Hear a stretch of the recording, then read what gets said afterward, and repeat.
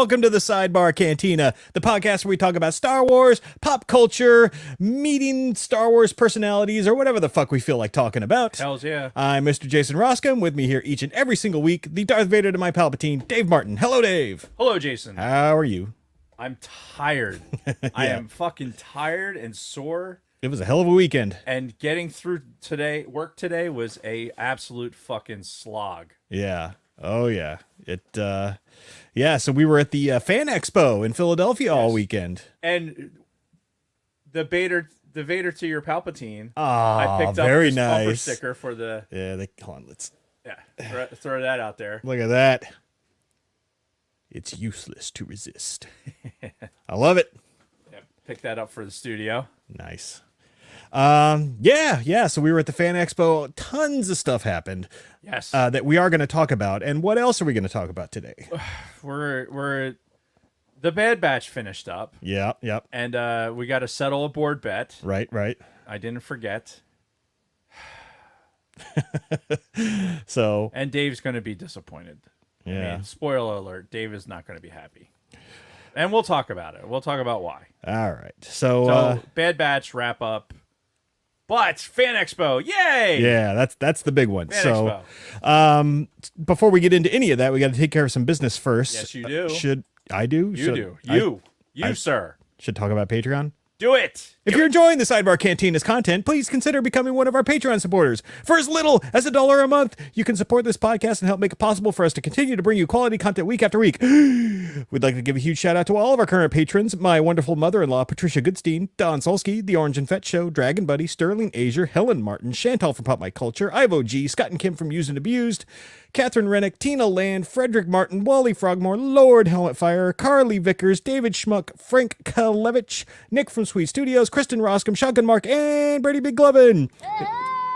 If you'd like to consider becoming a supporter, you can find us at patreon.com/thesidebarcantina. One of our Patreon benefits is a monthly giveaway, and even though last week we did our April giveaway, today we are doing our May giveaway because it's gotta be May. We've got something very special for our May giveaway, and yes, we do. And I'm going to talk about that in just a second. But in the meantime, thank you again to all of our listeners and supporters. You are the reason why we do this. Yes. Now let's talk about this giveaway. Yes, let's do that. So I fully admit this was Kristen's idea, but she is technically our accountant. That's right. She's the CFO. Yep. So she came up with the idea. I'm like, that's great. Let's run with it. So this is something very special, and because of how special it is, normally when we do giveaways, I don't include people who have won previous giveaways, but for this, I put everybody back in the pot because I felt like it was only fair because of something like this. Oh, agreed. And funny enough, it was a new person who won. Yeah, so serendipitous. Yeah, and that winner is one David Schmuck. Yes. And let's just show the people what David won as a reward for being a Patreon supporter. I was in line for Miss Rosario Dawson at the Fan Expo, and she wrote, to David with love, thanks for your supporting the Sidebar Cantina, Rosario Dawson, a.k.a. Ahsoka Tano. So, funny thing about that, and we're going to talk about all the Fan Expo stuff, but when you get one of these autographs that's like really personalized like this, you got to pay for extra words, and it's like 8 words, right? So I had to really make it quick, like, Dave, thanks for supporting the Sidebar Cantina, whatever. She added the with love and the Ahsoka Tano at the bottom, so she went above and beyond the word limit. Yeah, that's fantastic. Yeah, and it's just really, really cool. The whole experience this weekend. I can't wait to start talking about the expo because it was a great experience, and I didn't stand in line to talk to or get my picture taken with Rosario Dawson, but I've got some stories. Yeah, so everything seemed just We'll talk about it. We'll get into it. So let's take care of some other business first. Do we have any sidebar headlines? We do have one. Lunar Girl taking it easy on me today. Take it easy. Take it easy. I love the Eagles. I know a lot of people shit on them, but a lot of people do shit on them. Yeah. Surprisingly. Really shit on them. Mm-hmm. Have hard feelings about it. Yeah. That's why do you have such a hard stance against them? Some people just do. Yeah. I don't know why. I don't either. You know, maybe, I guess if you grew up during that time and like they got played over and over again back in the day, maybe. But see, we didn't have that, you know. Maybe they got beat to the music. Maybe they were like they were getting the belt. Like dad's taking off the belt, and they're like, "Chicken is fucking Hotel California." I mean, maybe there is some sort of trauma intertwined with it, but I guess that is one possibility. Anyway, sidebar headlines.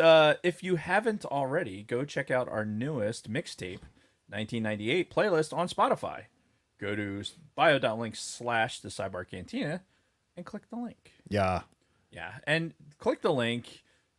Go to our Instagram. Go to our Facebooks or whatever. We have been posting nuggets. I think the TikTok Luna Girl's been posting some nuggets of short videos that I took while we were in panels and stuff like that. Oh, nice. So that people can kind of see what was going on. One of the things I posted was the Hayden Christensen video. Did you see it? No. It was really good. He says Luke, I am your father. Mm-hmm. And it was in the Vader voice that he does in Obi-Wan. Okay. So it's like when he's in the half helmet and it's all like, yeah, it's all distorted. Yeah. And I guess he was like, he's like, I don't know why, but my voice is an octave lower today. And when he said it, it sounded exactly like it did in the moment. It was like goosebump inducing. So fucking awesome. I think that's on TikTok right now. So go out there and bio.link/the Sidebar Cantina and do it. Yep. So we had a couple of Star Wars trailers drop in the last week. We did. Mostly on, well, one of them for sure was on May the 4th, the new Acolyte trailer. Right. Did you get a chance to watch that? I did not. So funny enough, no, I didn't. They played an Acolyte trailer while we were waiting for the and that was the old one panel, and it was the old one. I kind of expected, like, if you're gonna play a trailer, play the fucking new one. It's out today. No, and I was wondering why they didn't, but I just don't. They probably didn't have access to it. Is probably the problem. Maybe, yeah. Maybe their laptop didn't have internet. I don't fucking know. Yeah, maybe. So you haven't seen the new one. So I mean, are we watching it live? Is that what's going on? All Let's right. do So it. let me do it. All right, we're doing it live. Oh my god. Well, I got to share my screen and do all that. All right. Do it. I'm working on it. Do it. Probably should have planned this ahead of time, but all right. Yes. Yes. Yes. Yes. Yes. Yes. Yes. Which, by the way, during the 2-hour wait for the fucking panel, there was a lot of vamping going on, and there was a lot of remixes of said yes. Yes. Yes. Yes. I think it was a drop on the DJ's thing. Yeah. So he was pushing the button, which we'll talk about it. All right. So you have not seen this. So Dave is watching this live for the first time. So let's do it. Last night, a Jedi was murdered.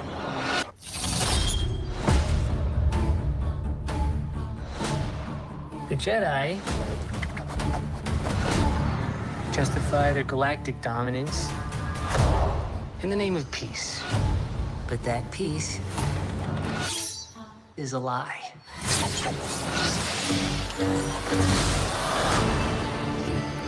Jedi are being hunted.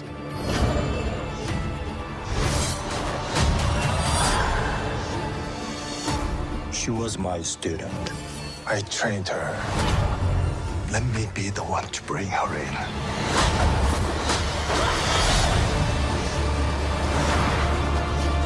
God, I sense this is only a small part of a larger plan. Some sort of shift to tip the scales. It's time to face the past.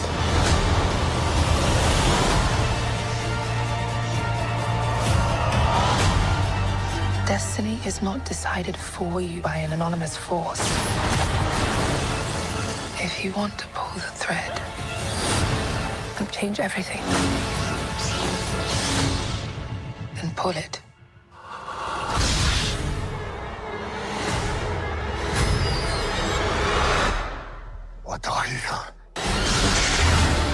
Oh, shit.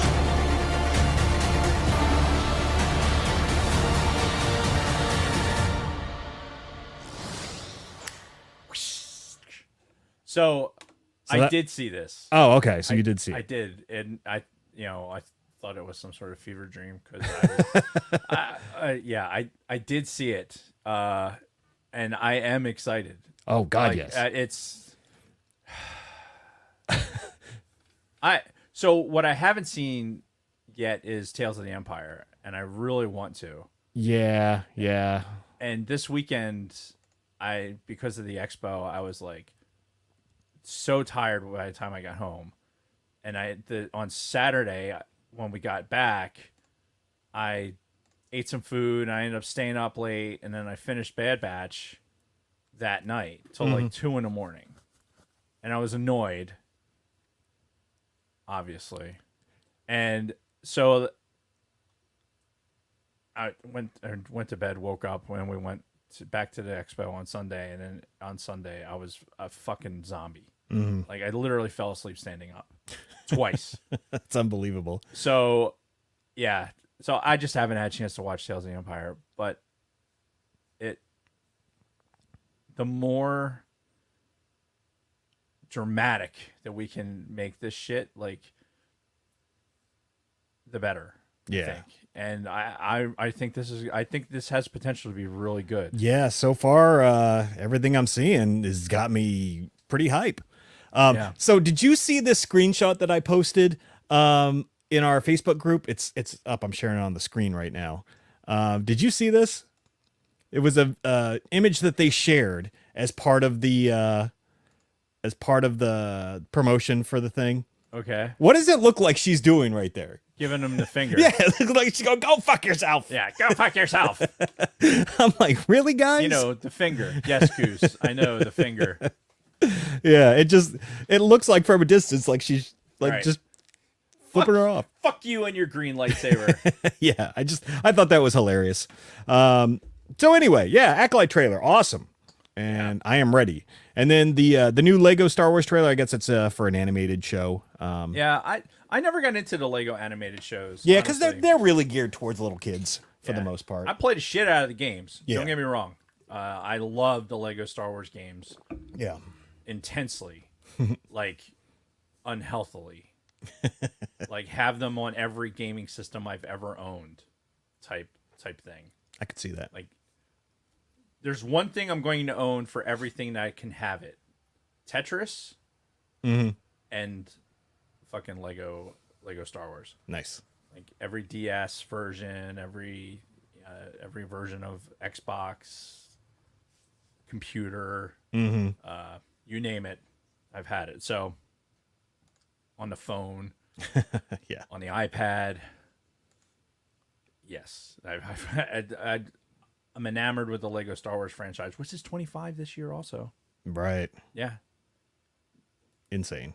which that would be fun to get into, the Lego Star Wars franchise. Yeah. Unfortunately, I've barely played any of the games. Really? Yeah. Not even.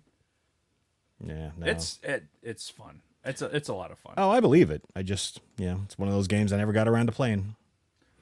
So But anyway, is that you? Yeah, that was me. So moving on, we're going to go into our week, and our week is going to consist of strictly the Philly Fan Expo. Fucking A right. And all the events that happened. So it started on Friday. The Yes. place didn't open until like what, 2:30? Yeah, so on Friday? from 2 to 4, it was like 3-day pass holders exclusively. Mm-hmm. So we basically had a run of the place for 2 hours Yeah. before all the riffraff came in. So it was a great opportunity to kind of interact with vendors and like get to the exclusives table. Mm-hmm. And before it was fully pilfered, by everyone else coming in, and it wasn't quite so crowded. Yeah. I mean, there was a lot of people in there for the initial push, but it wasn't that bad at all. Like I said, it was nice to have 2 hours of just like, okay, it's not asses and elbows right now, and be able to kind of mill around, get a run of the place. Because this is the biggest con that I have been to. Mm-hmm. Like I've been to little ones that have been in basically like college gymnasium size. Right. Or like hotel like showroom kind of thing. Yeah, nothing. Or I've been to golf shows that have been in like the Oaks, the convention center in Oaks. Nothing to this magnitude. Yeah. This magnitude. Because it was in the Philadelphia Convention Center, Right. which is fucking massive. It's massive, and it's one of those things where like, oh, I'm going to convention center, so you pop out of the Patco station in 8th and Market, like, oh, it's right here. Well, part of it is right there. Yeah, this is where it starts. Right. So we needed to be, if you get off at 8th and Market and you start walking towards the convention center, you're looking at the ass of the fucking convention center. We needed to be at the Broad Street entrance, which is fully 4 city blocks further down. Yeah. And that's all convention center too. Yes. The entirety of the thing. So it's a massive complex. And they had a bunch of shit going on. They had the Philadelphia, the Broad Street run was going on, and that occupied a bunch of space. They had a big Bayada thing that was going that we had walked through. There was like 2 or 3 other things we walked through before we popped out, and finally like, oh no, you have to go even further to go this way. Like, Jesus Christ. So yeah, it's fucking huge area. Oh, talking about the exclusives. Yeah. So did you buy anything from? No, any I of the looked. They didn't have Black Series figures, so They did not. They had one pop that I was interested in, and I bought it. Oh, let's see what we got. Sorry. We've got young Leia from the Obi-Wan show with Lola. Yes, with her That's adorable. with her Lola. Yeah, Yeah. look at that. And summer convention exclusive. Yeah. So look, everyone knows that I'm kind of on the back end of the pops right now. Yeah. I'm trying to get my collection down to like what I really like, and I really want to offload the rest of them. But there were so many fucking pop vendors there. Oh my God, yeah. Holy like shit. just walking through, just trying to get to like the autograph sections, I saw millions of pops. Yeah, there were pops everywhere. And I can tell that my obsession with pops has definitely regressed. Yeah. Because regressed, is that the right word? Probably not. Diminished. Better word. Yeah. Because I had really no inkling to go and buy a pop. Well, that's good. I saw they were there. I kind of took tertiary glances. I was more drawn to the Lego stuff. There was only a handful of places that were selling any Legos. Yeah. And their prices weren't great. So yeah, so that was Friday, like from 2 to 4, we had nobody else in there. So, and it was great. Mm-hmm. So Yeah. another thing on Friday too was for Star Wars personalities, Yes. the whole Clone Wars, or the majority of the Clone Wars voice actors were there, Right. doing their thing on Friday. So that was like my priority, because I went with our good friend Bob, who has a massive collection of like the super duper deluxe lightsabers that you can only buy at like the Disney parks. Right. Like they're better than the Black Series ones. And, he's been getting, autographs from a lot of Star Wars personalities. So like he had 2 different sets of Ahsoka sabers for Ashley Eckstein to sign. He had, the Obi-Wan saber for the Obi-Wan voice actor. Same with Matt Lantner, who did Anakin. D. Bradley Baker was there. So that's where, I spent most of Friday, was in those lines with Bob, kind of helping him out. But when he went through the Ashley Eckstein line, I'm like standing beside him the whole time, because I'm holding his fucking backpack and his fucking lightsaber holder and all this stuff. And I just kind of snuck right by him when he got up to Ashley. And, she's fucking awesome, by the way. She is so fucking nice. Like probably the nicest person I've ever met. I heard her doing the Ahsoka voice to like a little girl that was in front of us. Like she was like saying as Ahsoka, like, oh yeah, we need to fight the dark side or something like that. And I'm like, oh, that's so cool. And then when we got up there, she introduced herself to both of us, or asked both of us what our names were. And she shook both of our hands and we were talking. And then I kind of let Bob go because it was his autograph. But yeah, no, she was super nice. Yeah. Yeah. That was such a great experience that, with the Adam Savage panel, which we'll talk about when we get to Saturday. I can only hope that most people had that experience. Like, that's what you want, right? If you're going to do that, like, you're spending money to get the autograph, right? And my cousin Rick, I think, coined it appropriately. It's Autograph Con. Yeah, right? pretty much. Because there was 2 huge sections of just autographs. Yeah, for all kinds of celebrities, not just Star Wars personalities or Marvel. You had the cast from National Lampoon's Vacation, Chevy Chase, Right. Beverly D'Angelo were there. Fucking Zach Morris was there. A bunch of other people. Oh, Marissa Tomei. Yep. So Who looked great, by the way. see, I never got a peek at her. Oh, she looked fantastic. Yeah, I snuck a picture. did you? Yeah, she looked younger than us.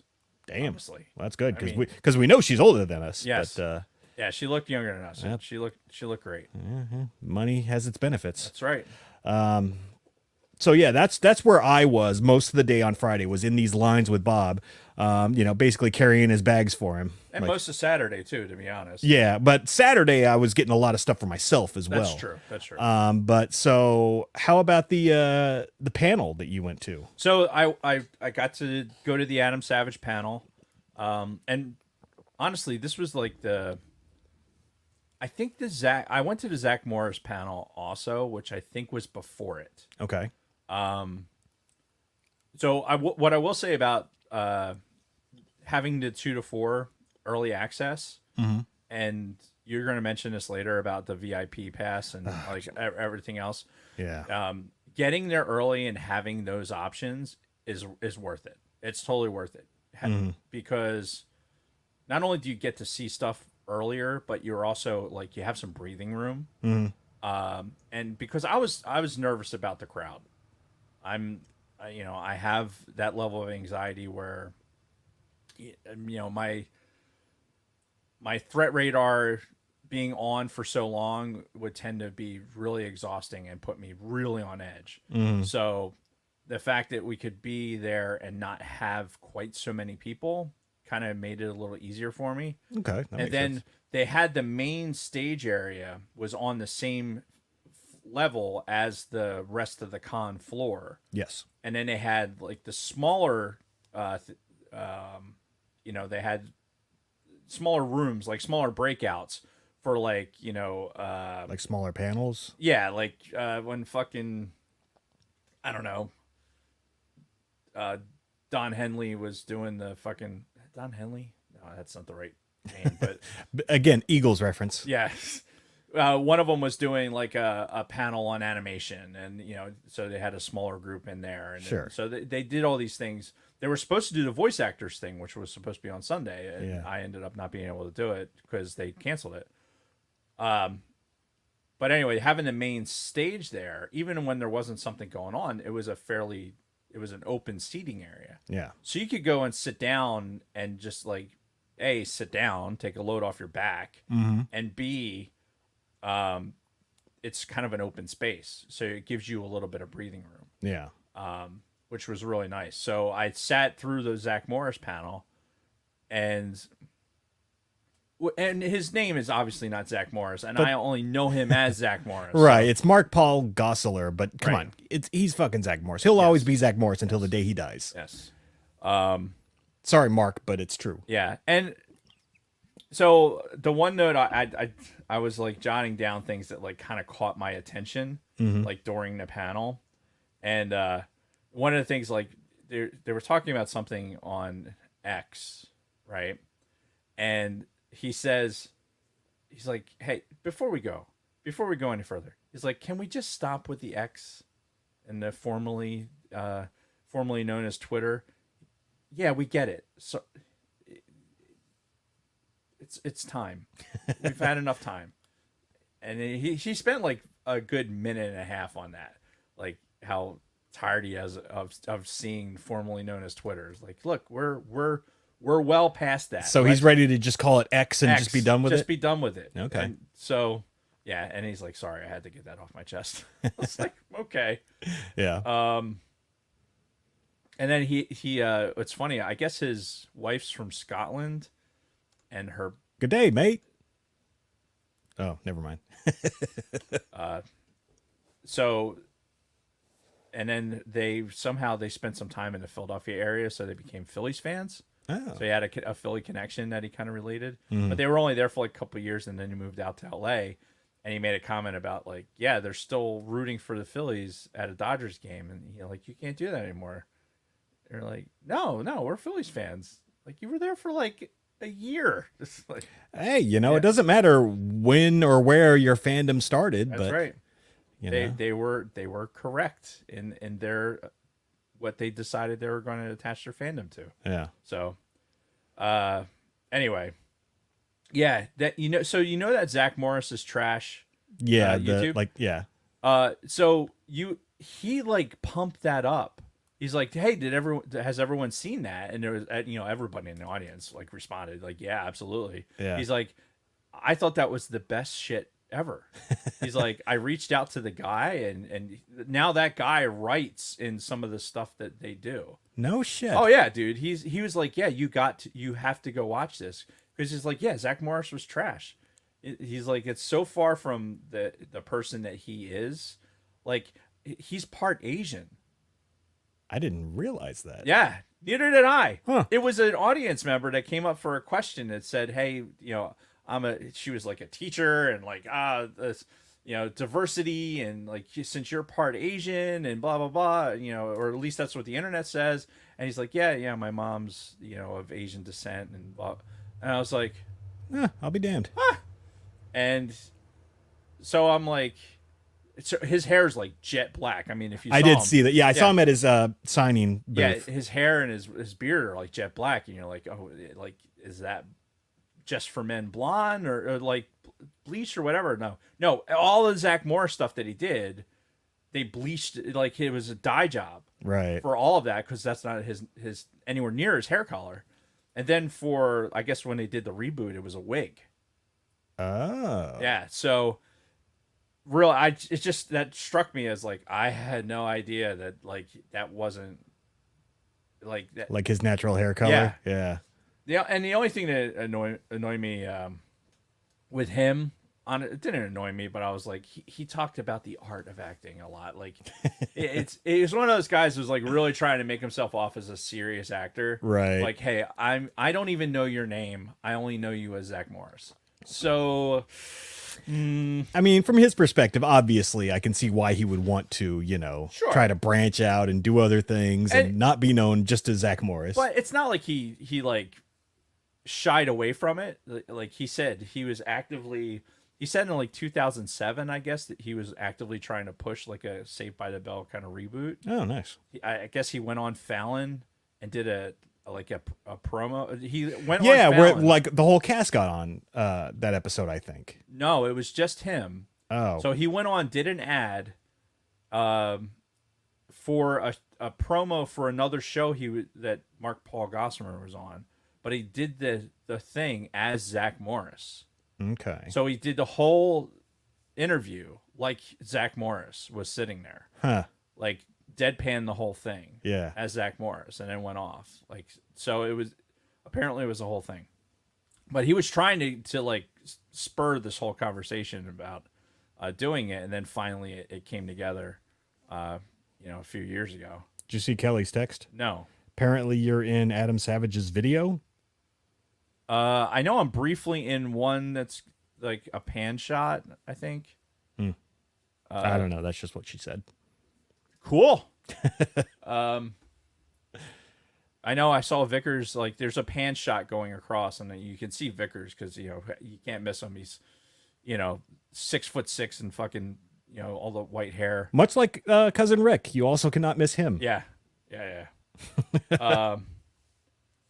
Yeah, I'll have to. Hopefully send me a link so I can see that. So Zach Morris was that was fine, but then all right, Adam Savage, get to the Adam Savage panel, and so he comes out. First thing I notice is Diet Coke. He's got a can of Diet Coke with him. I'm like, yes, the legend of Diet Coke. And I'm going to tell you that Diet Coke was present for all of our favorites. Yeah. Adam Savage, Fuck. Gina Carano. Gina Carano. So Gina, when I was in her line, like after every person came through, she took a sip of her Diet Coke. She had a Diet Coke can, an empty Diet Coke can, and a half-drank Diet Coke bottle, all at her table. She needed the caffeine, I guess. Yeah. Caffeine without the sugar. Mm-hmm. She did, because I saw her panel. When was her panel? I didn't realize she had a panel. She did. That was probably Sunday. Oh. Let me add that to the notes so I don't forget. I could probably look at the app and see who actually did shit.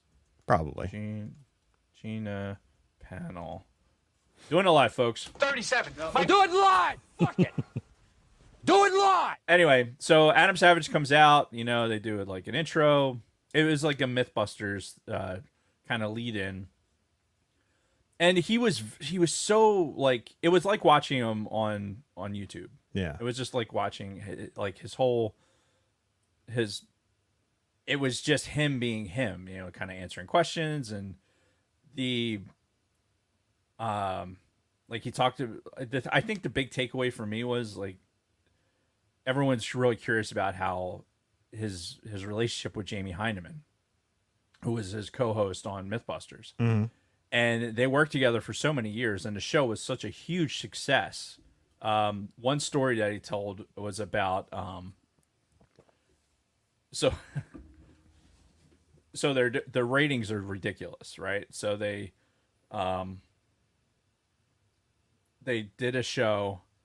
I forget what the show was about, but it failed. Oh, it was the rocket sled. He tells a story about the rocket sled episode, right? Mm-hmm. So it's that they tried it once on their pilot, and it like they couldn't pull it off, and so they tried it a second time. This was the second time they were trying it. Mm-hmm. So they loaded up they spent extra money. Like each episode was like $40,000. Jeez. And so they asked for $100,000 for this episode so they could do this again. So Discovery was like, okay, go ahead. They spent the money, got the rocket, you know, had rocket people involved with it, got the car, got everything set up, all the timing, everything was go. They light the candle, the thing starts rolling, and boom, the fucking rocket blows up. Was there a person on the sled? No. There's no humans involved in the launching of this car. Yeah. And so the executives and it still got great ratings, even though they didn't pull off the myth. Mm-hmm. It still got really good ratings. So the producers were like, well, that failed. You spent a bunch of money and it didn't work, and you still got great ratings. So what else do you got that didn't work that we could try with more money, or with just whatever? Yeah. What do you got? So Savage says, I want to do a show about farts. And they're like, all right, let's do it. And he's like, okay, but you can't use the word fart. So apparently they had, I forget what the substitute word was, but they never actually used the word fart, but they created a human.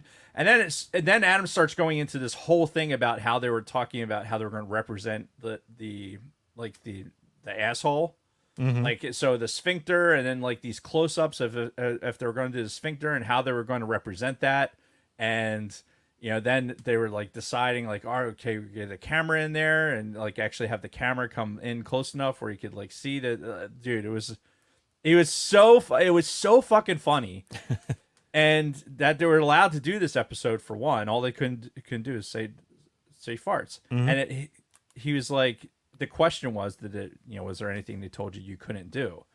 And his answer was, after we did that, there was nothing. There was nothing that we asked for that they weren't going to let us do. Damn. After they let us do a show about farts, there was nothing. So the other thing was the Heineman stuff, and he said they had absolutely no social relationship at all. They're not friends.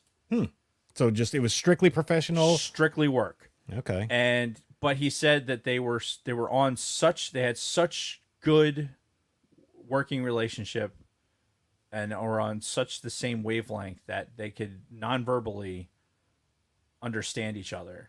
so much. Like if they're scuba diving and like one of them was in trouble, they could pick it up. Like it was like I talked to Rick about it when we're on the train home. I was like, it's a military thing. Like you can be on a crew and not socialize with any of these people, not know them outside of work at all. Yeah. But when you're working together and you're on the jet and you're working as a crew, everything works. Yeah, Like, you're getting along. You Yeah. know, you're doing what you got to do. you do everything you need to do. This is for business, but outside of it, like I don't give a shit what you do with your life. I mean, honestly. Yeah. And yeah. then I mean, I guess that makes sense. It's just another job. It's just a different kind of job. exactly. But you see them on screen, and you're like, you think that they have to have some sort of like, you know, they have to be friends. Sure, yeah. And they're not. They're just not. He said there's no ill will or anything like that. It's just that they weren't friends. They just didn't have that level of interaction. That's crazy. Yeah. So But again, makes a lot of sense. it does. So, you know, he talked about that, and he talked about like being in real life danger. Somebody asked, you know, have you ever thought about like the life-saving things that you may have uncovered? Like it, and he said the two things that he recalls, and this will be the last Adam Savage thing I talk about for this day. He said the two things he remembers is the first one was the static electricity myth, where or the cell phone myth, where if you're using your cell phone at a gas station, it'll cause a fire. Right. So they busted that myth and found out that it's not the cell phone at all. It's static electricity. Oh. And apparently what happens is like when you get out of the car and you have the static electricity build up, and then the next thing you touch is like the vapors from the gasoline could go up. And they actually worked with like the automotive industry and the gas companies and everything else. Apparently there was a huge thing that they helped work out how to make that safer.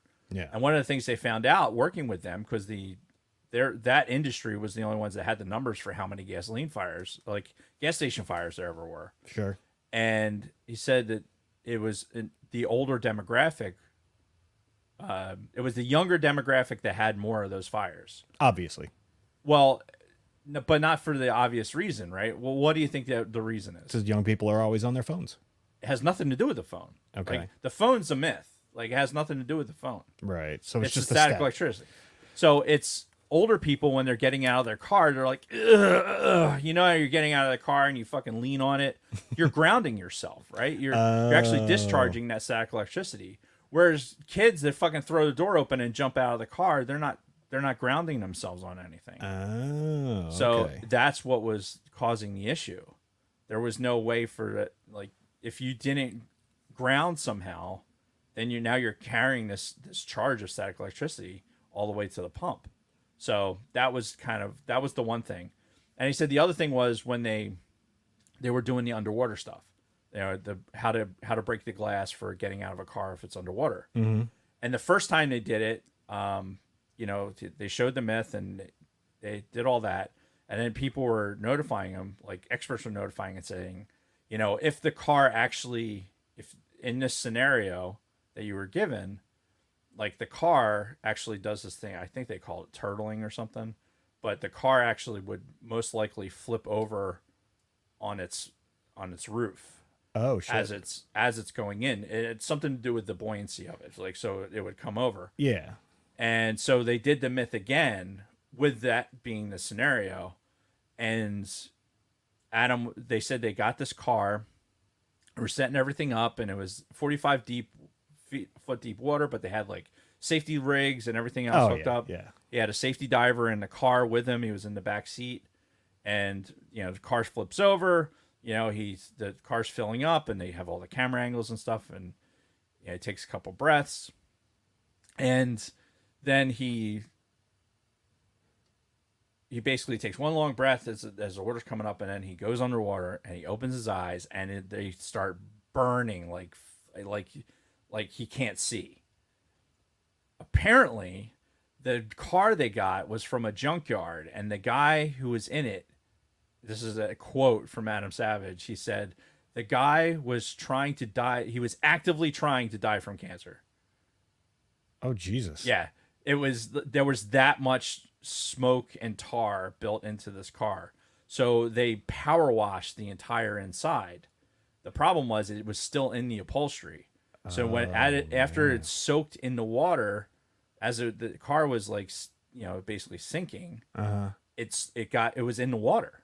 Yeah. So then when he opened his eyes, there was all this tar and the fucking chemicals in the fucking water. So his eyes were fucking burning. So now he's really disoriented. Yeah. So now it's like a real thing. It's not a controlled experiment anymore at this point, because now there's this extra element that's involved. Yeah. And he said, like, he had a rescue thing that would give him like 2 or 3 breaths. Mm-hmm. And he said one thing that he noticed, and to pass along to everybody else, is like when the car is in the water, and if you're like standing on the roof and you start moving your feet, the whole car is going to move underneath you. Oh, really? Because it's, you're in this buoyancy, right? Yeah. So if you're moving inside and you're putting, it's Newton's law, right? So if you're going to put pressure and actually put your foot against the roof of the car, and there's, it's just floating in water, it's going to turn the car. Fuck. With you in it. So how to disorient yourself more, you're fucking spinning the car underneath you, and the whole thing is moving. Yeah. So now you can't get your bearings at all. You can't see, so you can't see where your bubbles are going, right? Which is the whole thing. Like, follow your bubbles. Your bubbles are going up. Bubbles go up. So if you're in this situation, follow your bubbles. We learned that in fucking survival. If you remember. Vaguely. So anyway, Adam starts to panic, then realizes, all right, I need to not panic. I need to like figure out what's going on, because he's a scuba diver, so he kind of went into his own internal emergency thing. Finished the rescue inhaler or rescue thing, and then went for the second breathing thing. Puts it in his mouth. Now the car's upside down, and so is the diver. So when he grabs, like when you scuba, you have two rigs. Okay. And he took the one from the rescue diver, right? Reached for it, got it, put it on his face. It was upside down, and when it's upside, seal? Well, it'll like if you go to inhale, it's going to it's just going to be water. Like you're getting air, but you're also getting the water. So he actually was like now inhaling water. So now he's actively drowning. So it was a whole thing, and obviously he made it through it. Well, He yeah. was there, but he said it was as close to dying as he's ever come. Yeah. And he told his mother she's not allowed to watch that episode. But he said it was terrifying. It was absolutely terrifying, being in that situation. Yeah. Even with all the safety measures and everything else. It was just some things you can't plan for. Yeah. So anyway, he was up there, he was telling stories, it was super fucking engaging, it was everything you wanted it to be. And like for my first like real like panel experience like that, it was fucking great. So yeah, that was Adam Savage. Sweet. So I don't know what else we did on Friday. I spent some money. I bought some t-shirts. I bought this one.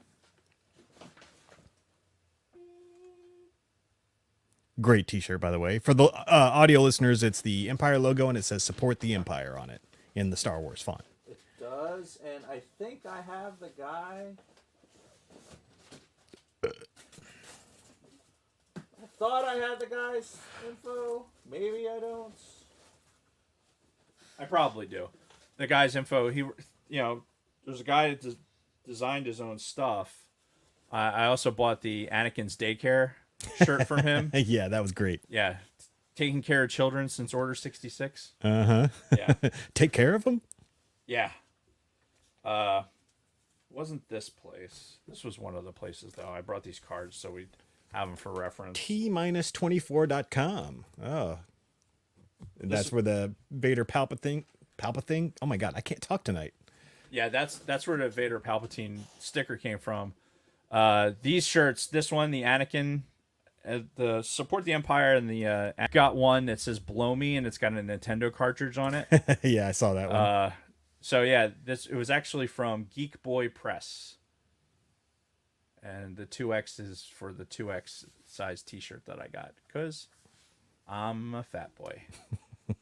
But it's the shirt company I really like, the material like that I really like.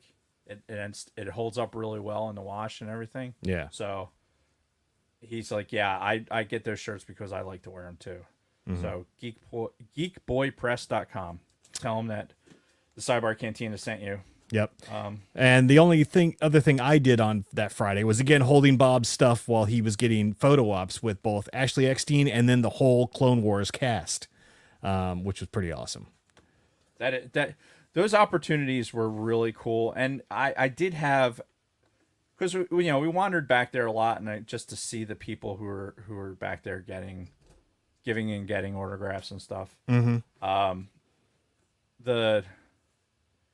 I had a bit of regret for not doing more of them because it would be cool. They're not cheap either, so It's not. You gotta kind of budget yourself. Yeah, and I bought some T-shirts, and I had a number in my head that like you're not going to spend more than this because otherwise you just go crazy. Yeah. But yeah, then we move on to Saturday, which Saturday, I think we both got there pretty much as soon as it opened at like 10. Yep. And the big priority that day was Rosario and Hayden because they were only going to be there on Saturday. So that was like mine and Bob's priority for them because I had photo op scheduled, I had autographs scheduled. So what's funny is I assumed like Rosario's would be the longest line, but by far Hayden Christensen had the most people waiting to see him. Yeah. And the Hayden Christensen like revival is pretty remarkable. Yeah, it's such a great story. Yeah, it really is. And I will say that like later when we talk about when he actually showed up, his reception for the panel and everything else, like it's really good. And it's a great story because let's be real. I mean, I was probably one of those people that didn't give him any good feedback about his performance as Anakin. Yeah. And the reality of that is, for me and for a lot of other people, is that more of that's on George than it is on Hayden. Right, exactly. And he should have never have had to absorb all that on his own, all that hate. Yeah. But we're in a situation where Phantom Menace is 30 years old, or 25 years old, right? Or 30? 25. 25 years old. Yeah. Everything's 25 years old. Jesus Christ. Mm-hmm. Yeah, it's 25 years old, and this generation that grew up on that movie is now the ones that are spending money at these cons. Yeah. So that's the demographic, and they love him. They love Hayden. And you know what? I mean, even I've, put any bad feelings that I had towards him aside long ago. Yeah. And I'm going to tell you a story that's going to even hammer that home. All right. So the first thing that I did when I got there was Bob went straight to the Hayden autograph line, and I went straight to the photo op line because like tons of people. Oh my God. I'm so glad I did too, because I lined up almost an hour early. There must have been fucking 300 people behind me after I lined up for the photo op with Hayden and Rosario. And here it is, by the way. Now, you might be asking yourself, if you saw it on social media or looking at it here, like, why does Jason look like he wants to murder somebody? Well, the reason is because they're like, the people who are taking the photo are like, all right, if you're wearing glasses, you need to push them all the way back and you need to kind of like tilt your head downward. Right. So that's what I'm doing. But at the same time, I've got the biggest shit-eating grin on my face because I'm like so happy. Right. Because I walk up, right? And the first thing that happens is Hayden puts his hand out and says, hey, what's your name? And I'm, oh, Jason. And then I feel bad. Like, I actually feel bad because I immediately went to Rosario and I never looked at him again. Because, well, so she commented on my shirt, the shirt that I'm wearing right now, my Rogue Faction shirt. It's the hybrid Pulp Fiction and Right. Rogue One with Jen Erso as the cover girl. Right. She immediately looks at my shirt and she's like, "Oh my god, I freaking love that shirt." I'm like, "Oh yeah, I've had it for a few years now." Oh, we were talking about it, and the photographs went quick, so we didn't have a whole lot of time to converse. Oh, dude, I'll talk. After you're done, I'll talk about that fucking process. Sure. So, you see how she's pointing to it in the picture? Like that's in reference to the fact that she liked it. So, as we're leaving, she like signals to her assistant and like points at me. And her assistant took her cell phone and took a picture of the shirt. Oh, no shit. So, right now, Rosario Dawson has a picture of me on her cell phone. If she hasn't deleted it already. Yeah. But, so. That's not weird at all. Yes. Look at this creepy guy. Yeah. So I'm like, oh my God, that was like one of the greatest experiences of my life ever now. That's very super cool. awesome. And again, I feel so bad because like the second I shook Hayden's hand, I never like even looked in his direction again. You probably weren't the only one. I mean, Yeah. honestly, like, there's people that were just drawn to Ahsoka and everything else, and he had his own photo ops that were plenty fucking busy. So he had probably enjoyed the half a second that you fucking have in these photo ops to fucking enjoy it. So enjoy a breath of air, dude. Those fucking photo ops, it was like run by the Gestapo. Mm-hmm. It was, but it had to be. and it did. It had to be, and they did a really good job. Overall, the whole thing was run really well, aside from one thing, which I'll talk about later. Yeah. But my thing was at 440 with Adam Savage, right? Your photo up? My photo op. Yeah. So you had said when I saw you, like, yeah, you make sure you get there early. Yeah. Right. So I was there at like 4 for my 440. Mm-hmm. At 4:13, she started calling the lineup. Oh, wow. At 4:13, I looked at my watch. It was 4:13. So I was in the front of the group 1 line. Yeah. Right. It was like 88 people, and Were you like the first person? No. Okay. No, but there was already people there. Yeah. Like, I guess they got the memo, or they'd already been through it once. I don't know.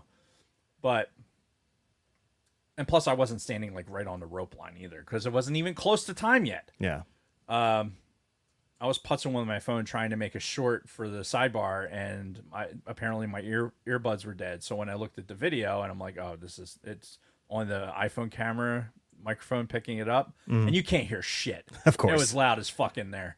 So yeah, that video is trash, and it's never going to see the light of day. Mm-hmm. Anyway, they call, group 1, and I get in line, and I turn around and I take a picture, and the line going behind me, it's just extraordinary how many people are fucking behind me. That's the same way it was with me Yeah. and the Anakin and Ahsoka. And this is like one time, like with one group, and there was a group 2 for the 440 timing. Yeah. So there was going to be more people behind even that, which is awesome. It's so fucking awesome that in Philly, Adam Savage has enough of a fan base where people are going to come in and take a picture with him. Yeah. Because, he has his stuff on tested, and he had his Mythbuster stuff. And that's what he's doing, right? He's not like, he doesn't have like the huge star power, and he had a lot of people. And I just think that's fucking awesome. Yeah. But 413 to 440, and then it's like, okay, get your QR codes out, and then fucking, all right, here we go. Just fucking scan you in. Anything you don't want in the picture, you got to put on this fucking shelf. Yeah. They might as well have said fucking put it on the fucking shelf. So you're like, They're like the wolf. Pretty please, with sugar on top. Put it on the fucking shelf. put it on the fucking shelf. So I put my book bag on there. I'm like, I guess I'll never see that again. And meanwhile, this is Saturday, right? So I'm dressed as a TIE pilot, Yeah. right? Which we forgot to talk about. Yeah. You can go back to that one. Yeah, we'll get back to it. So my plan. We'll skip ahead since we're talking about the photo thing. Yeah. My plan was for my photo op is I had my geekery, there will be geekery, t-shirt on, which is one of his designs, and I wanted to like Superman it like this, with the TIE pilot helmet like kind of under my arm, and that was the plan. So I was like, okay, this is what I'm gonna do, and like I had it all worked out, right? Until it's like nuts to butts in the line when you get fucking are in there. Oh yeah. And he's in there, and they said the same thing. If you're wearing glasses, tilt your head down, blah blah blah, which I fucking ignored. Yeah. I wish I had at this point. Yeah, I wasn't even thinking about it honestly, because like as soon as it was my turn, he like grabs my hand, and he remembered me from earlier in the day, and I'll talk about that when it's time. Sure. Because TIE pilot, right? Mm-hmm. And so he shook my hand, and I was like, yeah, I had the shirt, and he's like, look. So I pulled the shirt open, and I'm not really ready, and the camera guy's like, all right, ready, set, go. And I'm like, what? Oh, okay, I guess they're done. And he shakes my hand again. He's like, all right, yeah, great. You're awesome, blah, blah, blah. I'm just like, oh, that was great. And fucking boom, and then suddenly we're out. I'm like, all right, I'll grab my bag. I feel like I just got like, it was just a weird experience, like coming out of it. It's like, that was really fast and really, Yeah. I'm really happy, but it's almost like it was done against my will. So, Like, no, I want to stay. right. So then you had to go out through that maze, right? That says like, walk this way, walk that way, walk this way, like literally on the signs. Mm-hmm. And then by the time you get to the end of that, there's an 8x10 picture waiting for you. Yep. Right? That what Like Jason held up. these prints. Yes. So you get this 8x10. So this is what shows up for mine.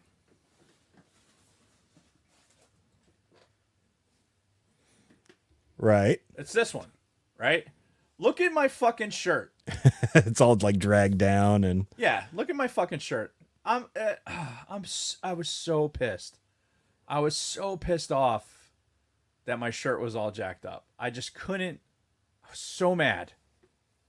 So, I went to the thing and they scanned the picture to kind of check you out, and then you go to that. I guess cues the download thing, so you can download it to your phone. Yeah, which yeah. it was instantaneous. yeah, they email you right away with your digital copy. Yeah, it was kind of weird that they could be that efficient. So I get about, I run into Vickers and I get about 30 feet away from the thing, and I immediately Photoshop the picture. Like I opened it up in Lightroom and I did some fucking cloning to move the collar up Yeah. so it doesn't look quite so bad. And just because I was so upset with how the fucking picture looked. Well, did your Photoshopped version like come out better? Yeah, I mean, for the purposes of like posting on Instagram and shit like that, yeah, it was fine. Okay. I owe Instagram, like I owe like a post or two. I just been so fucking tired. Oh yeah. But yeah, anyway, so the photo thing was just very, very. So to bring it back around to your whole point, with Hayden, he had so many people for the photo ops, which drove the lateness for the panel at the end, which we'll talk about. I don't want to talk about that now. Let's save that for the end of Saturday. Sure. But let's talk about my cosplay real quick. Oh yeah, yeah. Lunar Girl posted some pictures of like the selfies I took or whatever. I went as a TIE pilot. Yep. It's the first time I've ever done cosplay. It was my virgin experience. Nice. And it was on May the 4th because Saturday was May the 4th. Yes. So it was the perfect time to do it. It's a safe space, right? Because other people are dressed up and everything. So if it was going to be your first time, it might as well be there. Yeah. Right? Gentle, ease it in. You don't feel it quite so badly. Lots of lube. Lots of lube. So what I had is I had a black flight suit, and Rick that morning had we went to, like, first thing that Joann's Fabric was open, we got Velcro, and we Velcroed to Imperial patches on the shoulder, like Nice. like Air Force flight suit style. Yep. And he's a wizard with the sewing machine, and he won't give himself any credit for that, but he makes his own costumes, and he was really popular on Saturday. He had a lot of pictures taken with him as his I never saw him on Saturday. yeah, he was with my aunt. And they were walking around. So what was he dressed as? He was, so Aang, You know who Aang is? No. And from The Last Airbender. Oh, right. He did mention that that's what he was. Yeah. So he wasn't as Aang. He was just as one of the monks. Okay. Right, basically. But the whole costume he made himself, to include the boots. Nice. So. Oh, there were some badass cosplays there. Oh my god. All weekend. Yeah. Dude, we'll talk about these Mandalorians later. Anyway, yeah, those Mandalorians. Yeah, so I was in the flight suit, which was fine. I ended up having to dike off a bunch of the fucking zippers because they were jangling around. It was a cheap flight suit. And so, you know, it wasn't a great setup, but it wasn't like the worst ever. I think there was 5 total TIE pilots on Saturday that I saw. One was the 501st, and then there was a couple others that were not. All of them were set up like the movie style. Yeah. Whereas I just had the helmet. I didn't have the hoses hooked up because I didn't have the chest piece yet. So I didn't have any of the armor. I just had the flight suit and the helmet. What I learned from my first cosplay. Number 1, you can't wear those helmets without the appropriate ventilation. Right. I immediately, it wasn't even a fogging issue. Like, one issue I have with that helmet is the lenses. The lenses have a curve to them, and that curve fucks up your vision. So I only had my vision was limited. I would imagine you can change those fairly easily. Yeah, I mean, it looks like hot glue is what's holding them in. So I think it's just a matter of finding like the appropriate material that's going to be screen matched. What you should do is you should get some prescription sunglasses. And I thought about that, but then when my prescription changes, I'm going to be fucked. Yeah. So I just assume like I could wear my glasses underneath it.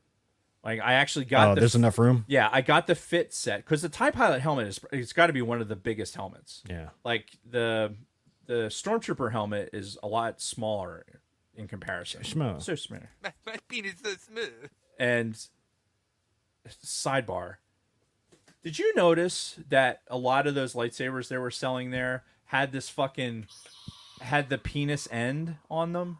No. They looked like little fucking dildos. Are you serious? Dude, I'm telling you, they were all over the place. I'm like, where are you getting these lightsabers that they have their dildo ends? Like, I don't know if they were selling them there or just like so smooth. It was. My penis is so smooth. Well, I mean, if you consider the entire shaft, I mean, that's not. Yeah. But yeah, it was. Part of that sidebar is that I was not really impressed with the lightsabers they were selling there. Yeah, I saw a lot of people buying them though, and then carrying them around. Well, sure, but I got my hands on a couple of them, and I was not impressed with the quality of them because, I mean, shit, we have in this room right now. There's a really good representation of what a good lightsaber is. Yeah, and a fighting saber and everything else, and I feel like the quality of that should be. Mm-hmm. And I had brought, I have my Black Series, Vader saber. I don't think any of them really matched up in, like, you couldn't, I say that if you were just displaying something, if you're just going to like put it up on the wall and never touch it, some of them looked really good. Mm. But if you wanted to like hold it or use it for cosplay or whatever, most of those were junk. Okay. I was unimpressed. All right. Good to know. But anyway, so if you were looking to buy one and didn't, you just, because you ran out of time, don't feel bad. I think you were better off. Both Don and I have them in ours. What the penis said? No, probably the ventilation in the helmets. The ventilation. I gotcha. I think Vickers just sent me an example of the penis head. This is not. It's not quite as exaggerated. Yeah, but you can still tell. Yeah. Yeah. Yeah, you can see just like the little bulge at the end. Just the tip. Just the tip. It was just weird. Yeah. It was definitely noticeable. So anyway, if we're talking about the fans, you can't wear those things without the fans. So the next thing I have to do is work out the electronics and get the fans working. Because otherwise you can't wear it. I had the vision issue, and I had, breathing out, it was trapping the hot air and moving it to the top of my head. So I had this like column of hot air sitting on top of my head, which was making my entire body hot. Ugh. So it wasn't like, and it wasn't fogging up or anything. That wasn't the issue. Because you would expect that. Right? Yeah. I was just overheating. Damn. Like I was literally like, God damn it. I feel like I'm overheating. Yeah. So I spent most of the day with the helmet off. I put it on every once in a while. In fact, there was two interesting things that happened while I'm wearing a costume, right? One was this kid. I have it in the notes as this very aggressive 9-year-old. Oh yeah, yeah. So this kid walks up to me, and he stands there and he goes into a really, really crisp salute, right? So I'm standing there looking at him, and I put the helmet on. I was carrying it, so I put the helmet on, and I give him a salute back, and I tell him at ease, and he's standing there staring at me, and he starts with like, "Death to the rebellion! All the rebels must die!" I'm like, yeah, good job. It's just like I had no idea what to say. Like, what do you say to this Nazi propaganda kid? Like, I don't know. I think his parents raised him right. Hey, but it was just really, really like I was taken aback by. I was not expecting death to the rebellion. Like coming from this little 9-year-old. Right. I think Vickers got a picture of him like standing there with the salute. It was just really like an interesting. Like, okay. So yeah, it was that, and then I had what was the other one? I forget what the other one was. The aggressive 9-year-old kind of was the selfie. The selfie I posted. So I'm standing. The 501st TIE pilot was standing in their section. They had like this big area. Yeah, and it was actually really cool. Like they brought the kids back. They had little Nerf guns for them to shoot at targets. They had walls built that were like, looked like you were inside.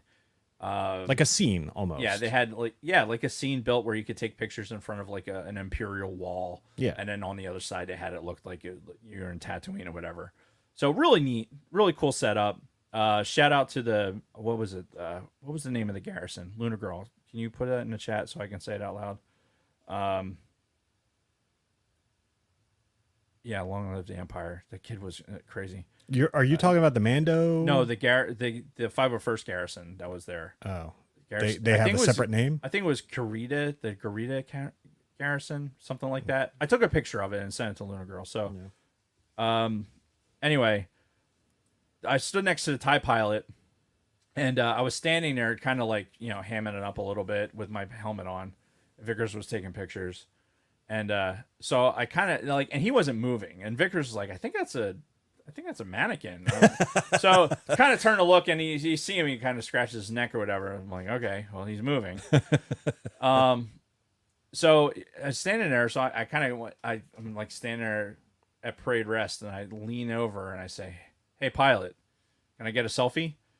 And so he turns his head like this. I'll turn to the camera.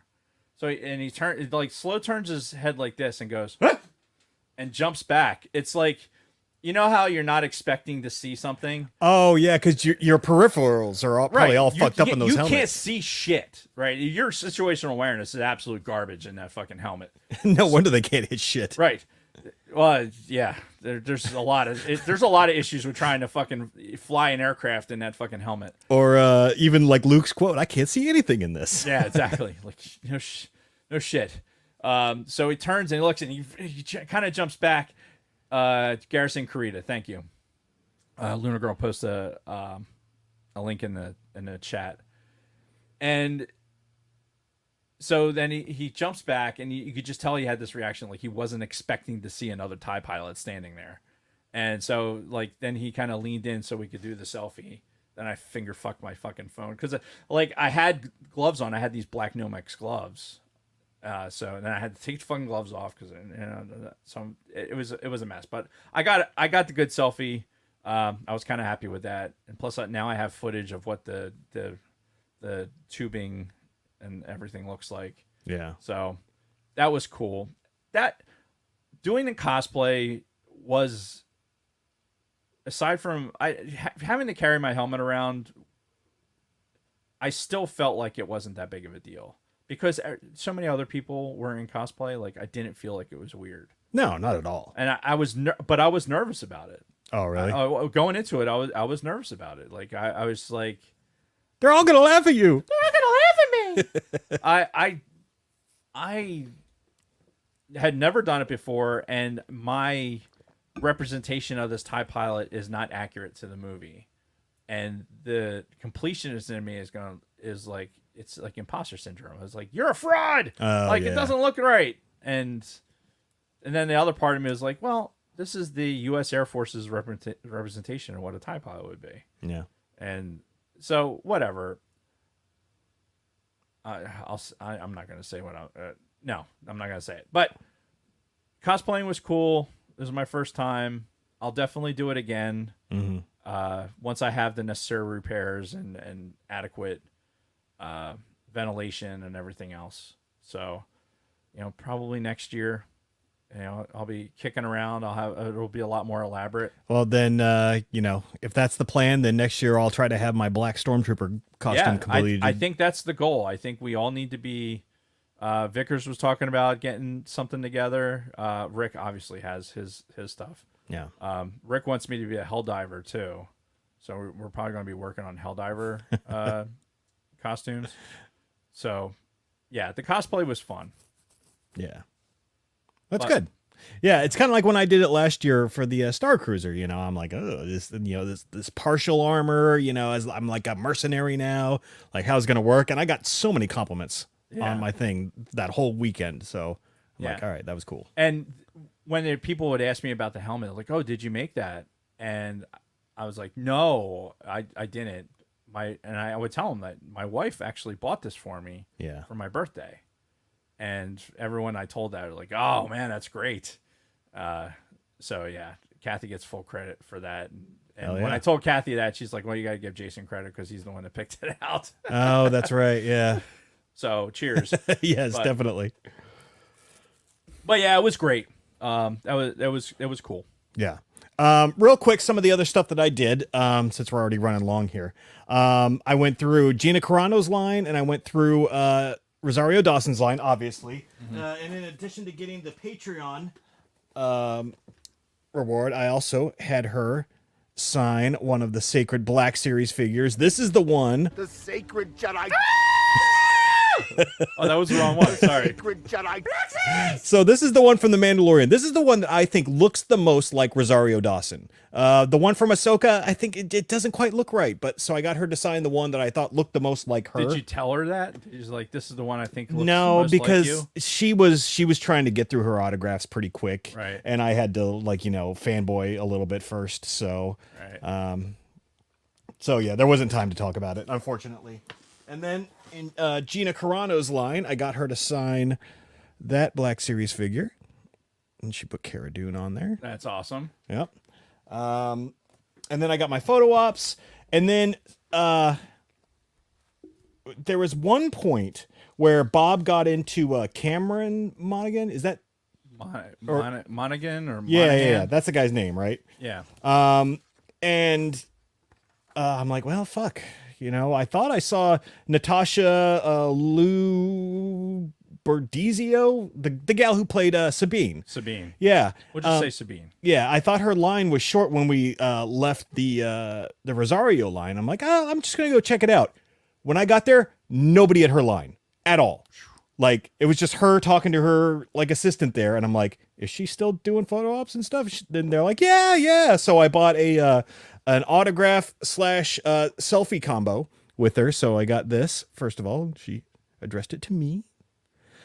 Very cool. And then I got the selfie with her, which I posted on social media. You can see it on Facebook or Instagram at Darth Roscom.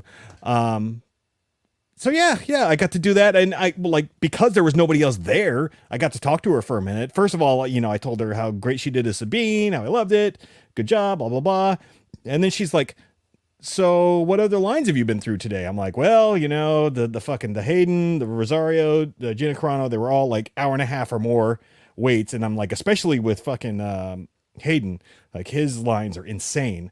And she's like, okay, that's probably why nobody's here right now. And she's like, oh, they'll probably come tomorrow when these two are gone. So, yeah, and they were pretty active on Sunday. So that makes sense. Yep. Because the Ahsoka panel was on Sunday. Yeah.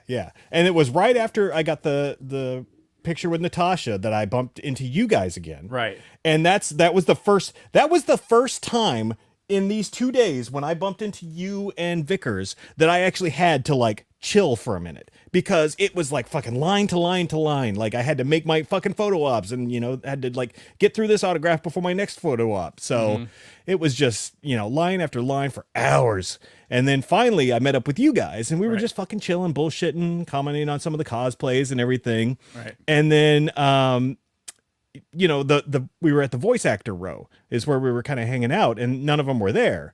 And I think it was Vickers had the idea to take the picture of us in front of D. Bradley Baker's sign, right? Because we were doing Bad Batch this week. So I'm like, oh yeah, good little promo, right? So Dave and I, we get there, we get shoulder to shoulder in front of the D. Bradley Baker sign, and then what happens? There's a voice. Yeah. There's a voice suddenly behind us. Yeah, well, it's Jason behind us and in between our heads. So Jason says to Vickers, hey, did you get the sign in the shot? And then this voice goes, and did you get Hera as well in between you? And we were both like, what the fuck? Well, yeah, she said, well, did you get Hera photobombing you? Oh, yeah, and photobombing you. And so we were both like, I had no idea she was there. None. Yeah. And I just kind of was like... Yeah, so we both look over, and there is Vanessa... Marshall. Yeah. Who did the voice of Hera in Rebels. Yep. And she just wandered by and just got right in between us. Just photobombed us. Yeah. It's just like, what the fuck? Yeah. So... And she was at her table and there was nobody there, so we decided like, oh, let's go over and get her autograph. Yeah, why not? Yeah. Because she was very cool about it. And yeah, so I got her to sign this. Oh yeah. And I got her to sign not nearly as cool, but this one. I was going to try to get Ashley Eckstein to sign the other side, but she never came back that day. Sad face. Yeah. But we got to talking to her, and like we found out her dad was in the Air Force and, does a lot of work with the Wounded Warriors. Yes. And she was talking about her Twitch stream. She does something with her Twitch stream that helps support Wounded Warriors, and she does a bunch of stuff for helping women. So honestly, I recommend going to her Instagram. What are you looking for? My water. I didn't realize it was back here. Her Instagram is at Vanessa Marshall 1138. 1138. Nice. 1138. And I guess I could post that in the chat. And her link tree is in her Instagram. Or you can go to Vanessa. I think it's VanessaMarshall.com, and like it has like links to her stuff, to her Twitch handle, and things like that. She goes live. She's apparently a big gaming thing. She does. She does video game voices. Yeah, so she'll live stream games, and apparently she's real active on that on Twitch. So yeah, I would go and follow her. She was super nice. We talked Air Force stuff. We talked about how her dad was a pilot. Yep. And she dedicated that one episode where she was flying to B-Wing to her dad. Yeah. So we had a really nice conversation. I asked her about the French accent. Yes. When Hera would go into her French accent when she would like get mad or be talking to her dad or something. And I'm like, well, do you speak French in real life? She's like, I actually do, and then she's talking about like Dave Filoni giving her all these these inputs. Yeah, Dave Filoni calling her. And her thinking she was in trouble. Yeah. Because that's what happens when Dave Filoni calls you. Like, right, Jason? Yeah, that's what happens. Yeah. When Dave Filoni calls you. So yeah, no, that was such a thanks. cool experience, and just like out of the blue, like 10 minutes before that, we had no idea we were going to be Yeah. at her booth, like talking it up with her. Yeah, it was great. It really was. The yeah, it was really cool. Anything about your autograph line Yeah, with Adam Savage? so Vickers and I got that's something we did almost immediately on Saturday. Was we went in and got in the autograph line for Savage, and look, it's kind of nerve wracking, right? Because it's somebody who's just like, oh man, this guy. You see this guy all the time. Like he puts out videos almost daily. Yeah. On his YouTube channel on Tested, and so you really like you feel like you get a feel for somebody that way, and it's I don't know. I know how weird that is, right? And you hope that the guy that's you see there and you think that guy is the person you're going to interact with, because that sometimes it's really not the case. So I was a little nervous about that. I kind of had a thing prepared for what I was going to say to him. I brought one of those poker chips from the 150th. Did you ever see those? Yeah, I think so. Yeah. So I brought because he plays poker. Oh. And he like has his own clay like real poker chips that he's built on his show.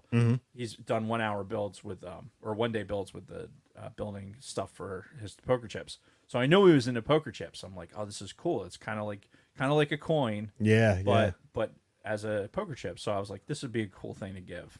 So I wanted to give him something. Yeah. And I noticed that too, like especially with Rosario, like a lot of girls were like giving her gifts, like pictures of something or Right. like something that they knew was special to her. So that's a thing. Yeah.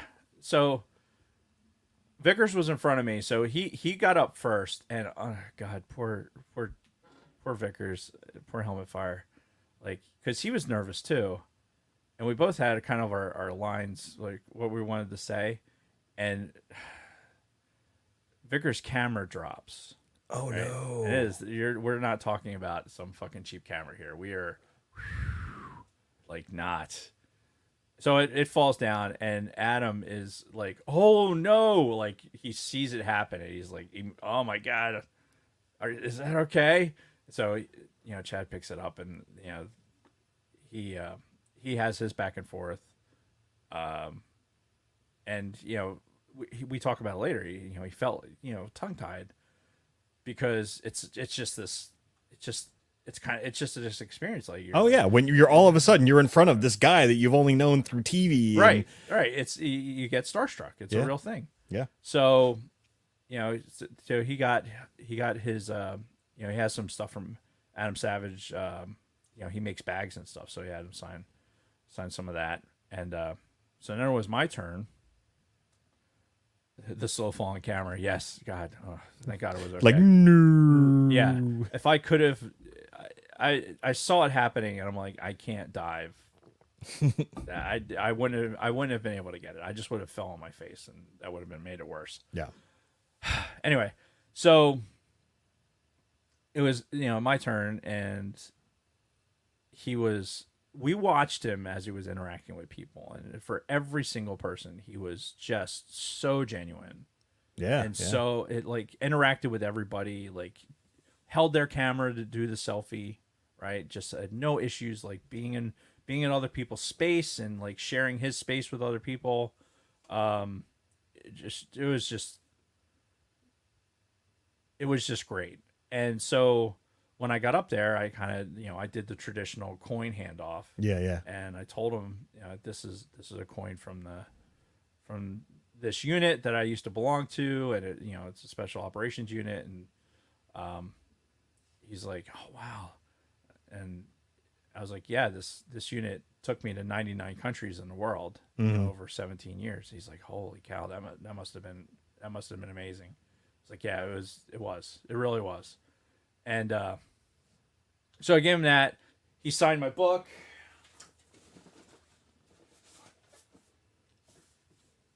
My copy of Every Tool's a Hammer, And I told him too that, like, as he was signing the book, I was like, the book seems new because I actually haven't read this book. I listened to you. You read me the book. Right. And he's like, yeah, that was me figuring out that I can't speak for more than 6 hours without needing a break doing the read. So, Dave, stay awesome. Adam Savage. Nice. yeah, so very, very, very fucking cool. And yeah, that was it. Handshakes, and you didn't feel rushed, right? It was really, it's your own like fucking heart beating out of your chest. And Yeah. I didn't get the selfie with him because I had the photo op later. And plus I didn't realize that was an option. So we move off from that, and we're kind of regrouping, and just both Vickers and I are like, oh man, that was awesome. Yeah. And Adam asked me about the helmet too. Oh, really? Yeah, he asked me like, oh, did you make that? And I'm like, no, actually my wife bought this for me for my birthday. He was like, oh, that's great. Nice. So yeah, it was so fucking cool. And I guess the reason why people are asking you if you made it is because there's no official TIE Pilot helmet in existence, right? There's nothing that Hasbro or anybody else has there's made. no Black Series helmet. There's nothing. So somebody made it. Yeah. Like that Etsy shop that makes it, which is escaping me, and I should have wrote it down for the show. Yeah. But I think I brought it in for the pod. Oh yeah, you did. And probably mentioned that name, and I'll find it. We'll do something later. But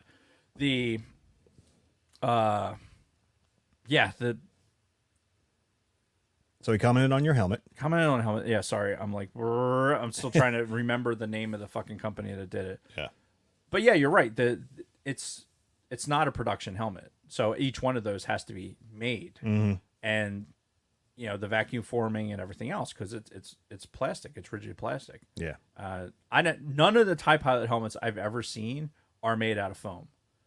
Like you can find like trooper helmets, find buckets that some people have made out of foam, like Mandalorian helmets.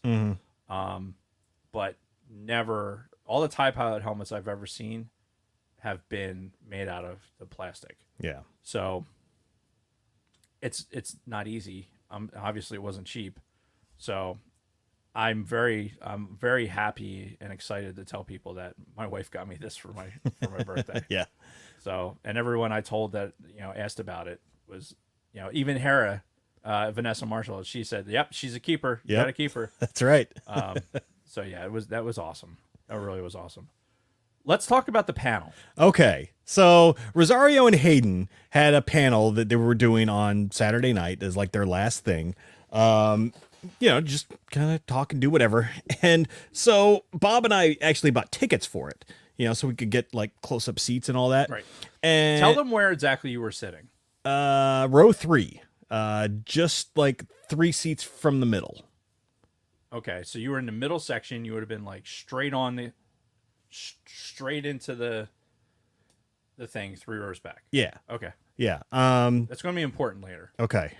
Because, well, so they said, when you have tickets that you have to line up early, right? So Yeah. we line up at like 6:15, and there was already a line there. And for some reason, I thought the show started at 7. Apparently, the original start time was supposed to be 7:30, Right. which I didn't realize. So we were already standing in line and in our seats for an hour and 15 minutes before we got to the anticipated start time of this thing. And then they were a little late. Yes. And while, we're waiting for them, this is when they played the trailer that you were talking about earlier, but they played the old Acolyte trailer. They played a clip from fucking Clone Wars of Ahsoka and Maul fighting, but it was like cut off. Now, Bob and I, being in the front, we were right next to one of the fucking speakers, and it was loud as shit. It was loud. I will give it that. Yeah, and this fucking host guy, he's this goof, whoever he was, is like up there dancing and trying to get the crowd into it, like have people doing the wave, and I'm just like, well, fuck, just stop, just like throw on fucking Phantom Menace until they get here or something, Yeah, they should have kept doing the clips. That was great when they started playing it. I'm like, yeah, do that. Yeah. And then Although I enjoyed watching the Thai pilots fucking dancing. I sang "Sweet Caroline" and oh yeah, because they were doing karaoke. Yep. And at that point, I'm just like, oh god, this is painful. And Bob, we thought that this was going to start earlier and was going to let out in time enough for Bob to make it to his last autographs that he needed for the day. And it was Alan Tudyk, whose lines were also pretty long the whole weekend. And so I'm just sitting there like, no idea when these fucking people are going to show up. And I'm like, if you want to go and see if he's still here, I'm fine with that. And he's like, yeah, let's do it. So we eventually left it. This was probably like 8:30, I think. So, over 2 hours of us waiting in the line and then waiting in our seat for these people to show up. These loud ass fucking speakers. I'm just like, okay, let's just go. So we did. We jetted down to see if he could make it to Alan Tudyk. And after that, we just left. And I have no idea when they showed up. Okay. Eventually. So I'm going to pick it up. And so that Vickers and I didn't have tickets. Yeah. Right. We were general admission. And what they did with general admission is they made us stand all the way on the other side of the convention center. Yeah. I And heard. they lined us up over there. And fortunately, we were in a group that was like guaranteed to be able to get seats. That's good. So, but we were back there for a while. Yeah. Waiting for all you assholes to sit down. Yeah. So we were back there and, drinking root beer and, doing our thing. And then, so finally they're like, okay, we came up and they let us into the GA section and we sit down and it's in the middle of all this other stuff that's happening, right? Yeah. Speed walking. So let me bring up my notes. I want to make sure I have my notes open. So, yeah, we did that. I took some video. I sent some stuff to. I don't know if I sent dancing stormtroopers to Lunar Girl or not, but regardless, Jason texted and said we're leaving, and I was like, copy. I was like, okay. Yeah. Like at the time, I'm like, you guys, like, you paid for the seats. Why would you leave if you're paid for seats? I mean, I wasn't leaving after standing for that long. Yeah. On the other side of the fucking building and not being able to do anything because we were on the other side of the fucking curtain next to the bathrooms. So we weren't even like able to like look at vendors or anything else. We were like behind this thing. Yeah. So we were just isolated for that amount of time. So I'm like, I ain't going nowhere. Like, I'm going to see these motherfuckers. Right. At this point. So we were in it for the long haul. And they showed up. I don't, hang on. You know what? I'll be able to tell you because I took video and it'll have a timestamp. So let's look. That was at 8:00.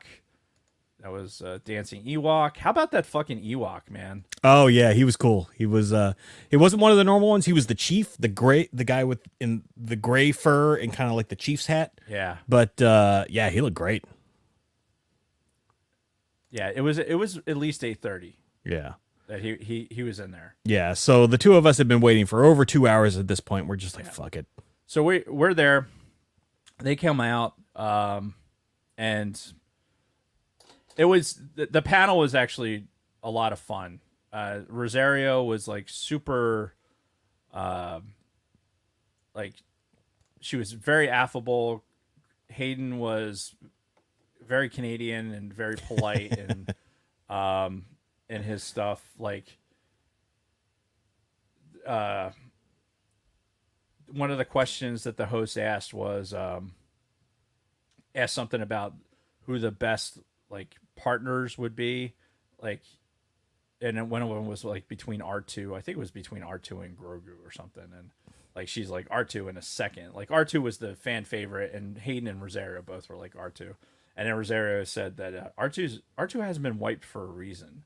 Like he's the OG.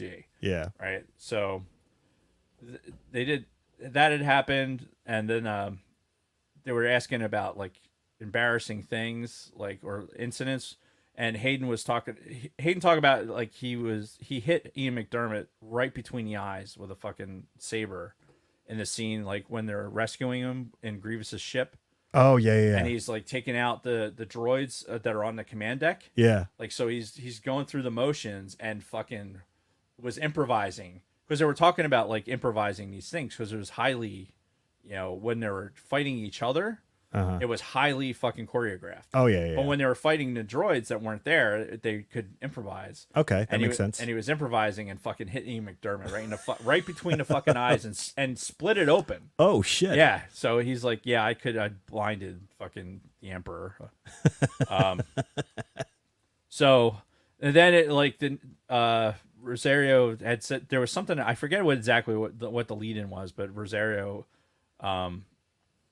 talked about the Anakin daycare T-shirts. Oh, nice. Like, yeah, you've been taking care of kids, just like the T-shirt says, taking care of kids since Order 66, right? And the audience just like starts laughing, and she's fucking doubled over laughing at herself, and Hayden's just sitting there, like, I got nothing. Right. Like, what are you gonna do? Which I thought that was fucking hilarious. So after that happens, there was another question that was asked, and Hayden's getting ready to answer, and suddenly he says, "Uh-oh," and he's like looking at the audience, and apparently someone in the audience had fainted. Oh shit. He jumps off the stage to go assist this person. Oh wow. Right off the fucking stage, right? Then Rosario, like shortly after, like almost immediately after, is like, she's like off the stage, and then the MC guy is just kind of standing there. He literally stood in one position, holding the microphone like this, staring. Right. So now Hayden and Rosario are gone. Now, was this a cosplayer or was this somebody in the audience? This is in the audience. Okay. And it, like, literally, they were in mid sentence, and this incident happens, and they fucking Hayden just is like. Immediately jumps into action, Which is fucking awesome. yeah. And so we're sitting there, and the MC is like, "Can we get some medical personnel here?" Yeah. And so that's the last thing that's said for about 25 minutes. Oh shit. And dude, you know the size of that room. Yeah. You know how loud it was. Uh-huh. It was church silent for 25 fucking minutes. You had what, 1,000 nerds in there easily. No like small conversations, no like phone noises, no nothing. Nobody said a word because nobody had any idea what was going on. Somebody could have fucking dropped dead. Nobody knew. Yeah. So we're all just like dead fucking quiet. And it was the most eerie but cool thing to see. Because, you're in a place where everyone's kind of on the same wavelength. Yeah. And for everyone just to be so, we don't know what's happening. Nobody got up and laughed. Like, people might have, but like, it wasn't like this like mass exodus where it would have made like a ruckus. Mm-hmm. Everyone just sat there for fucking 25 minutes in dead silence. Wow. While people were obviously up front. The issue I had was that there was no fucking paramedics. Like, nobody came up with a stretcher. There was no like paramedics show up. There was some idiot with a red bag. Is the closest thing I saw to a fucking medical professional. Huh. Because So- you would think a venue like that, they would have Right? some sort of medical staff on board. With all those fucking people? Yeah. You wouldn't have like a fucking ambulance nearby just in case one of these nerds has some diabetic episode, which is probably what happened. I think what ended up happening was probably some blood sugar issue. Mm-hmm. But who knows? And so they were tending to, after 25 minutes, I got to a point where it's like, I can't not know what's going on. So I got up and I kind of walked to a point where I could like kind of see what was going on. Uh-huh. And they were getting the person like kind of upright, and they got him or her into a wheelchair and got them off. Yeah. So in the middle of this, okay, in this 25 minutes,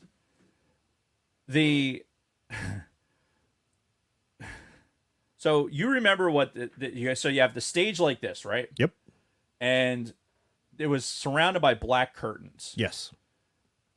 So as it's dead silent, the MC is standing on stage with the microphone like this. literally, like he was fucking frozen. Right.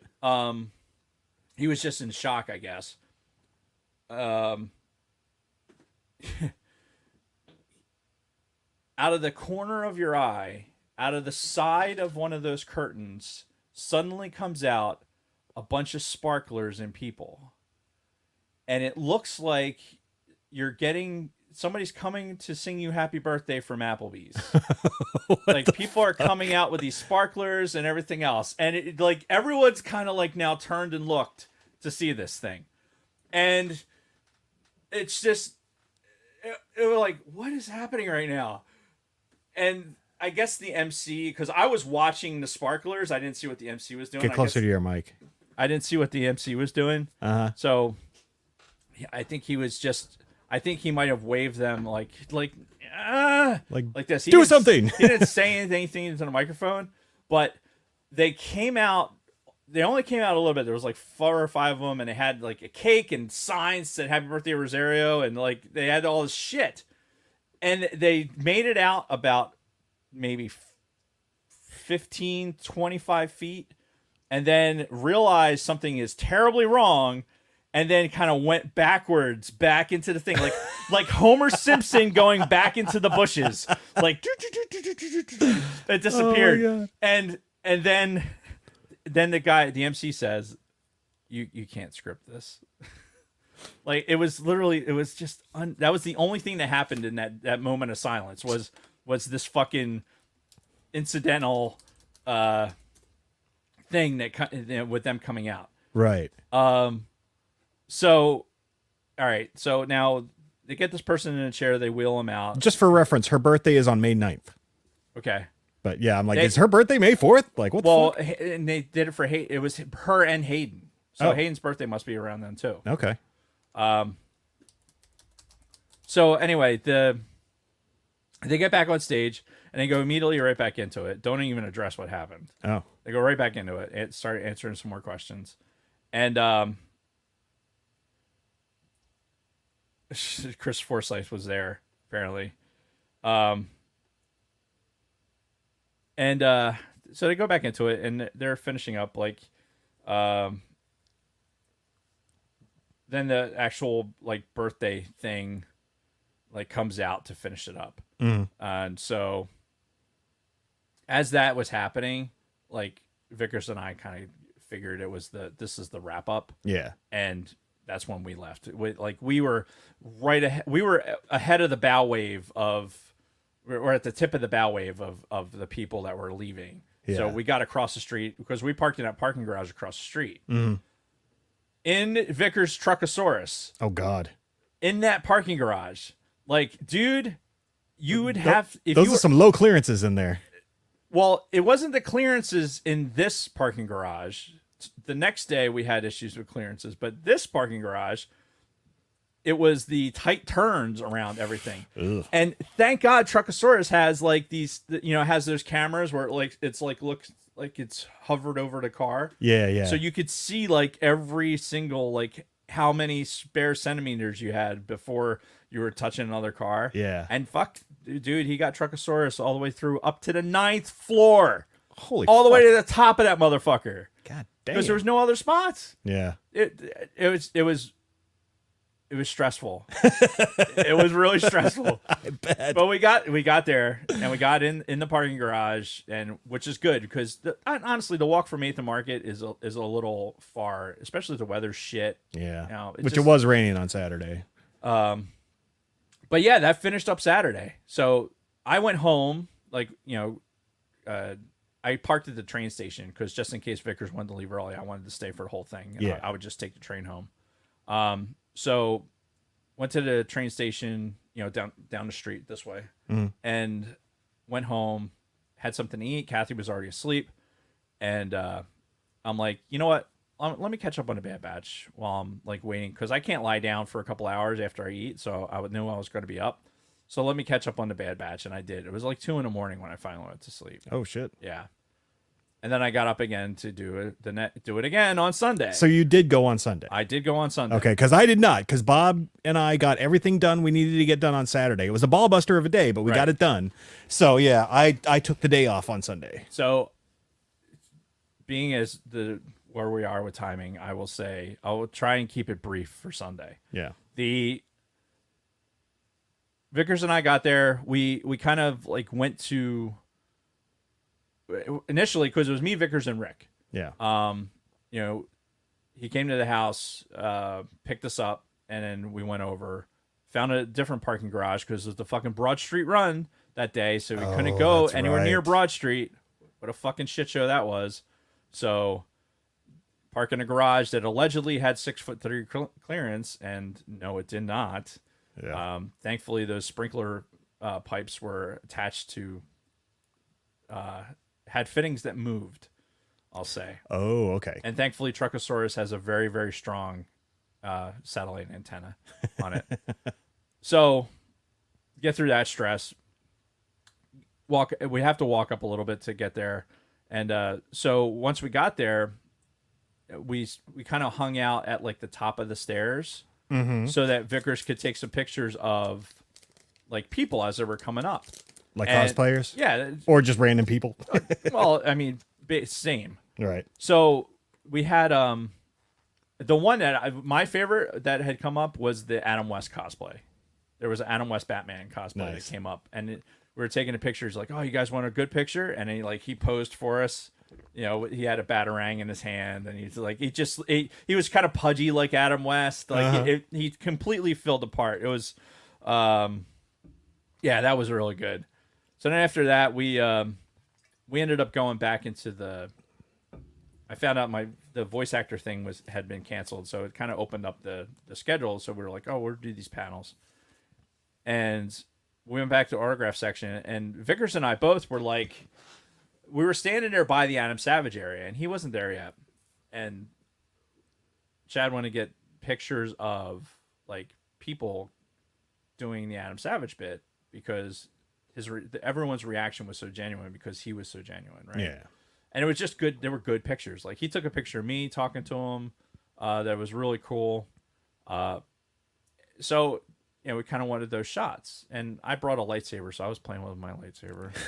and we were both kind of standing there, and we both kind of came to the conclusion at the same time that we wanted to go through the autograph line again. Oh, for Savage. Yeah, for Savage. Okay. And it really was because, like, for me, I was so unhappy with the picture that I got on the photo op that I wanted an opportunity to get, like, a picture that I would cherish. Yeah. You know what I mean?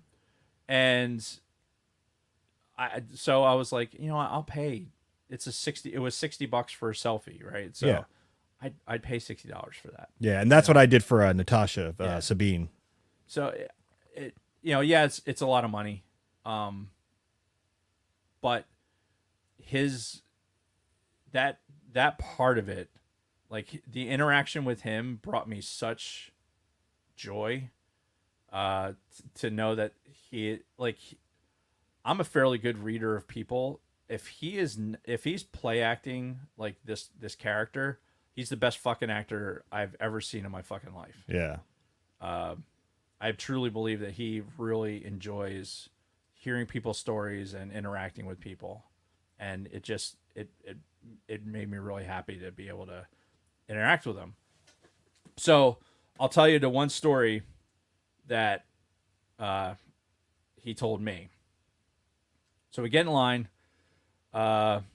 Vickers was there too because he was like, yeah, being tongue tied and everything else. He wanted an opportunity to talk to him again. So I'm like, all right, we're doing this.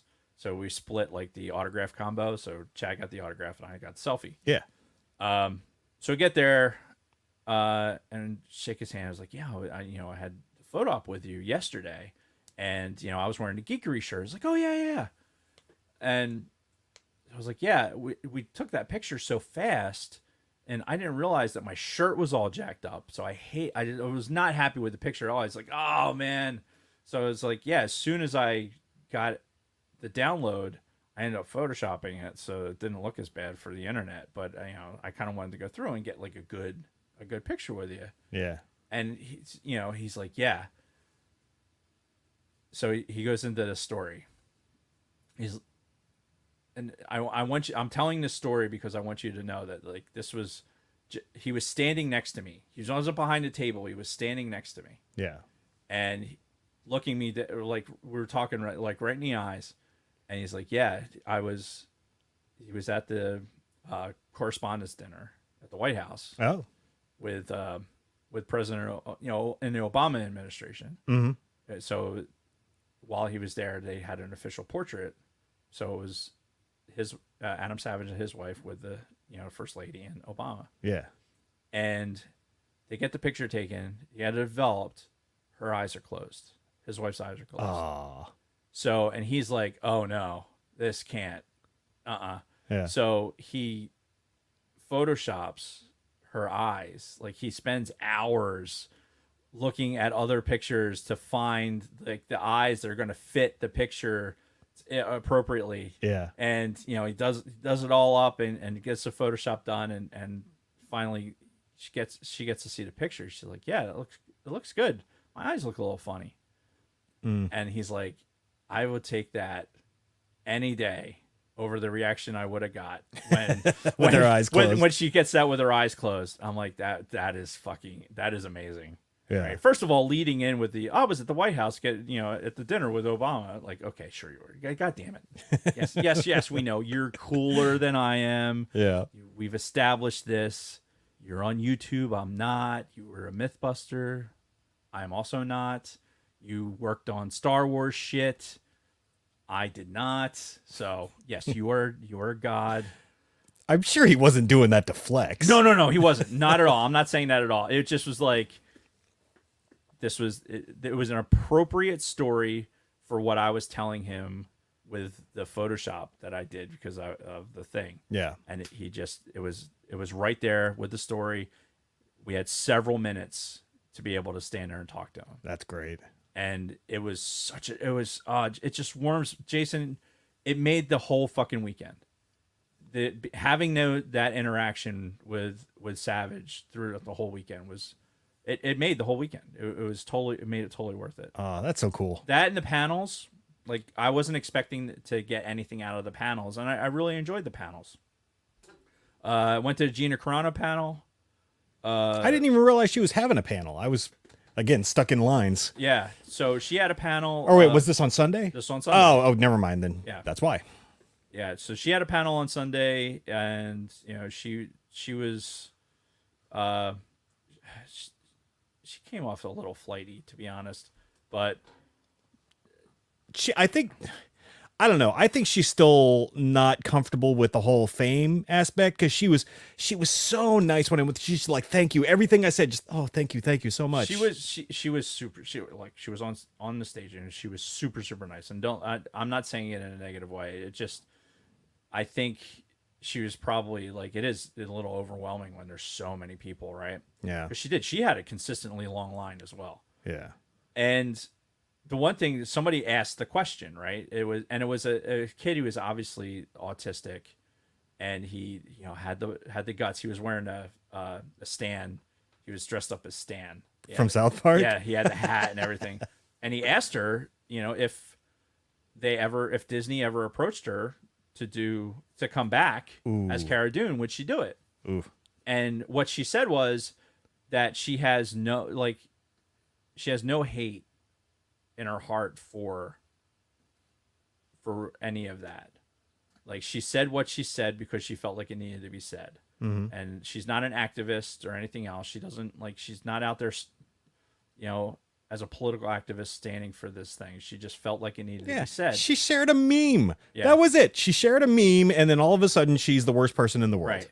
And she said she stands by what she did, and the fact that, if something did happen down the road, she'll never say never. Mm-hmm. Like if that happens, but she's not an activist. Yeah. Right. And if anything, she said those things or did those things, and then it's being talked about, and that was the purpose. Yeah. So basically the answer was like, She's not saying no, but probably not. That's probably not going to happen anyway. Yeah. And then somebody did ask her about the fucking series that was supposed to be about Cara Dune. Yeah. And they talked a little about that. I know we're short on time. Yeah, I think we're skipping the reads this week. Yeah. Sorry, Kelly. Yeah, that's the Ahsoka panel. Mm-hmm. It was Natasha Liu Bordizio, I think. Bordizio, the guy that played Ezra. Mm-hmm. Again, I'm terrible with names, and it was the woman who played Morgan Ellsworth, and it was the three of them came out, and I didn't realize Morgan Ellsworth. She came like this is really her first big acting gig. Yeah. Like, she was a stunt person before. Mm-hmm. And so for her, like this kind of having this level of being the person is really new to her. Yeah. And she's just enjoying it because she's a Star Wars fan. She was wearing a Darth Vader shirt. Like she had like almost like a Pop Vader shirt on. Nice. Like, so it was really cool. The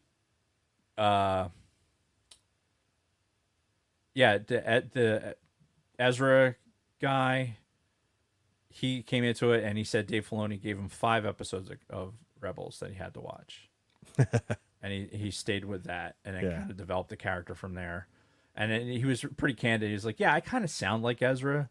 So I didn't really have to do much for that. Mm-hmm. And then everything else was, it kind of worked out. And then, Sabine was just like, she's the only one that hasn't met her voice actor for for playing who played Sabine before. They just haven't had the chance. Yeah. And she said that she deliberately didn't she adapted the swagger, but really didn't change anything else because this was more about if she had tried to change too much, it would have turned into like, oh, this is her trying to be that, not her actually acting the character. And that's fine, and that probably worked out best. Yeah. And which, by the way, sidebar, Natasha Liu Bordizio, you think she looks pretty good on the show? She is fucking gorgeous in person. Holy fuck. Yeah. That's it. She was very cute. And she was wearing like an Ahsoka jacket, like an Ahsoka production jacket on the stage. Because I was taking a picture and it was zoomed in. I'm like, that says Ahsoka. That was actually pretty cool. Yeah. So the one takeaway I'll have from the Ahsoka panel is there was a moment where the guy who played Ezra, which please somebody put in the chat so that I can actually say their name once.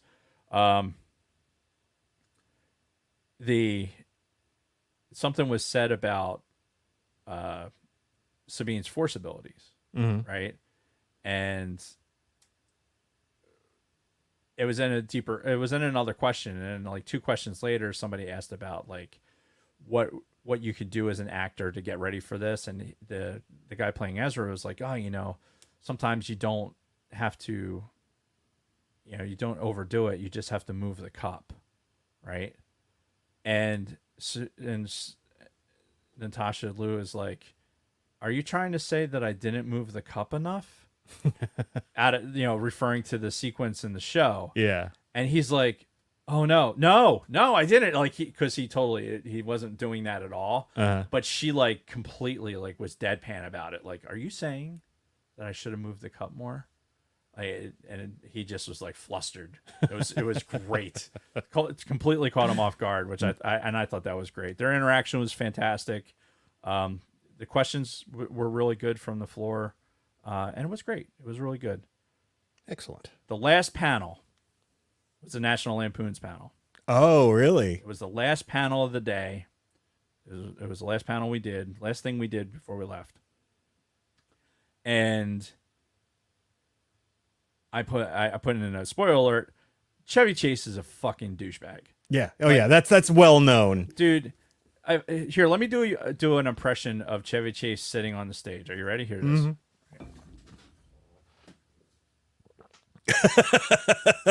When he wasn't talking, he was sitting back in the chair with his mouth open, And then he would like lean forward like this. Like he was a fucking Muppet. It was and what really killed me was like Beverly D'Angelo would like be talking.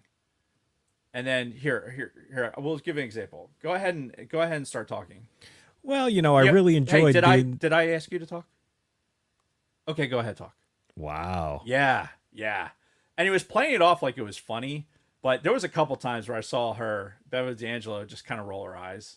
I could see it. I was trying to catch it on film. Yeah. Right when she did it, because she was trying to play it off, but she was like kind of in character, kind of playing with her hair a couple times, which I thought was funny. Mm-hmm. She had a Diet Coke, by the way.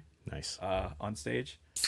And yeah, look, the best part about that panel, the best part about it was Randy Quaid was up there just smiling. Mm-hmm. Chevy Chase made some fucking remark about like, they were talking about acting in bigger things, and Chevy Chase was like, "Oh, I've been in a lot of stuff, and I'm rich, right?" And then Randy Quaid says, "I'm poor," and just smiles, and it was just so deadpan. It's just like, everyone here knows that you are a complete douchebag, dude. Yeah. And Randy Quaid was just sitting there. The dude looked like Santa Claus. Did you see him at the tables? No, but I've seen recent pictures of him, and yeah, he's got the massive beard. He's got this massive white beard, and he's just smiling, and he just looked like Santa Claus. I would have liked to have gone up there just to talk to him and get him to say shitter's full. So, and he did. He gave us the lines, right? They were talking about favorite lines, and Chevy Chase was talking over everybody, of course, and saying stupid shit. Randy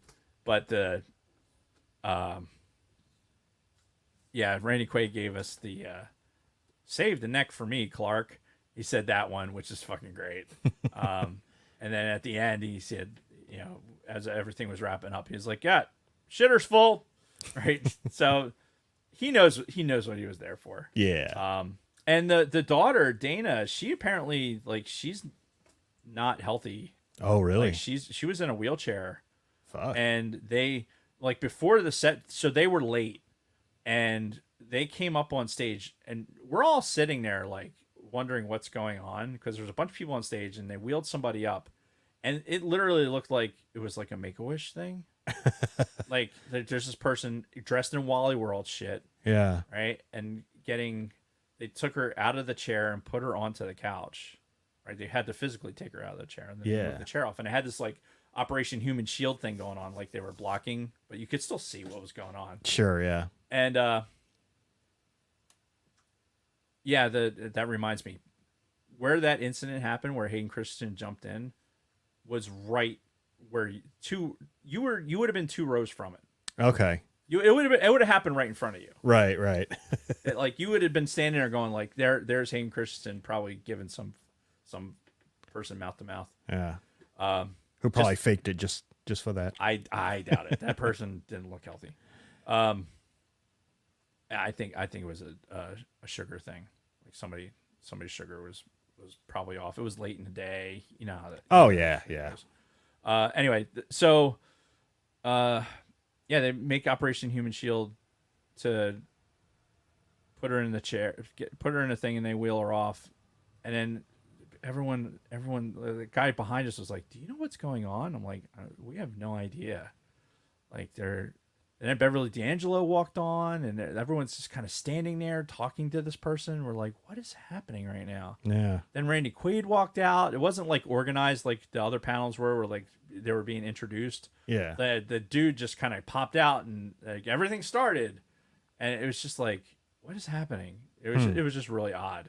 But yeah, she was in a wheelchair. She had all the Wally World stuff on, and she didn't really have too much to say. Yeah. I don't have too much to say. Well, because she was only the daughter in one movie, so. Right. And the thing that I took away from what she said, she talked about how Anthony Michael Hall like helped her because she did, she had acted before, but never with like big stars like this. So and he had been in stuff, so he kind of helped her do things. That's good. And he apparently is acting in something right now, so that's why he wasn't there. Yeah. Otherwise, he would have been there too. But it was I don't know why they were there. There's no like anniversary right now. Yeah, I mean they did the same thing with Back to the Future last year, where fucking like everybody from that was there.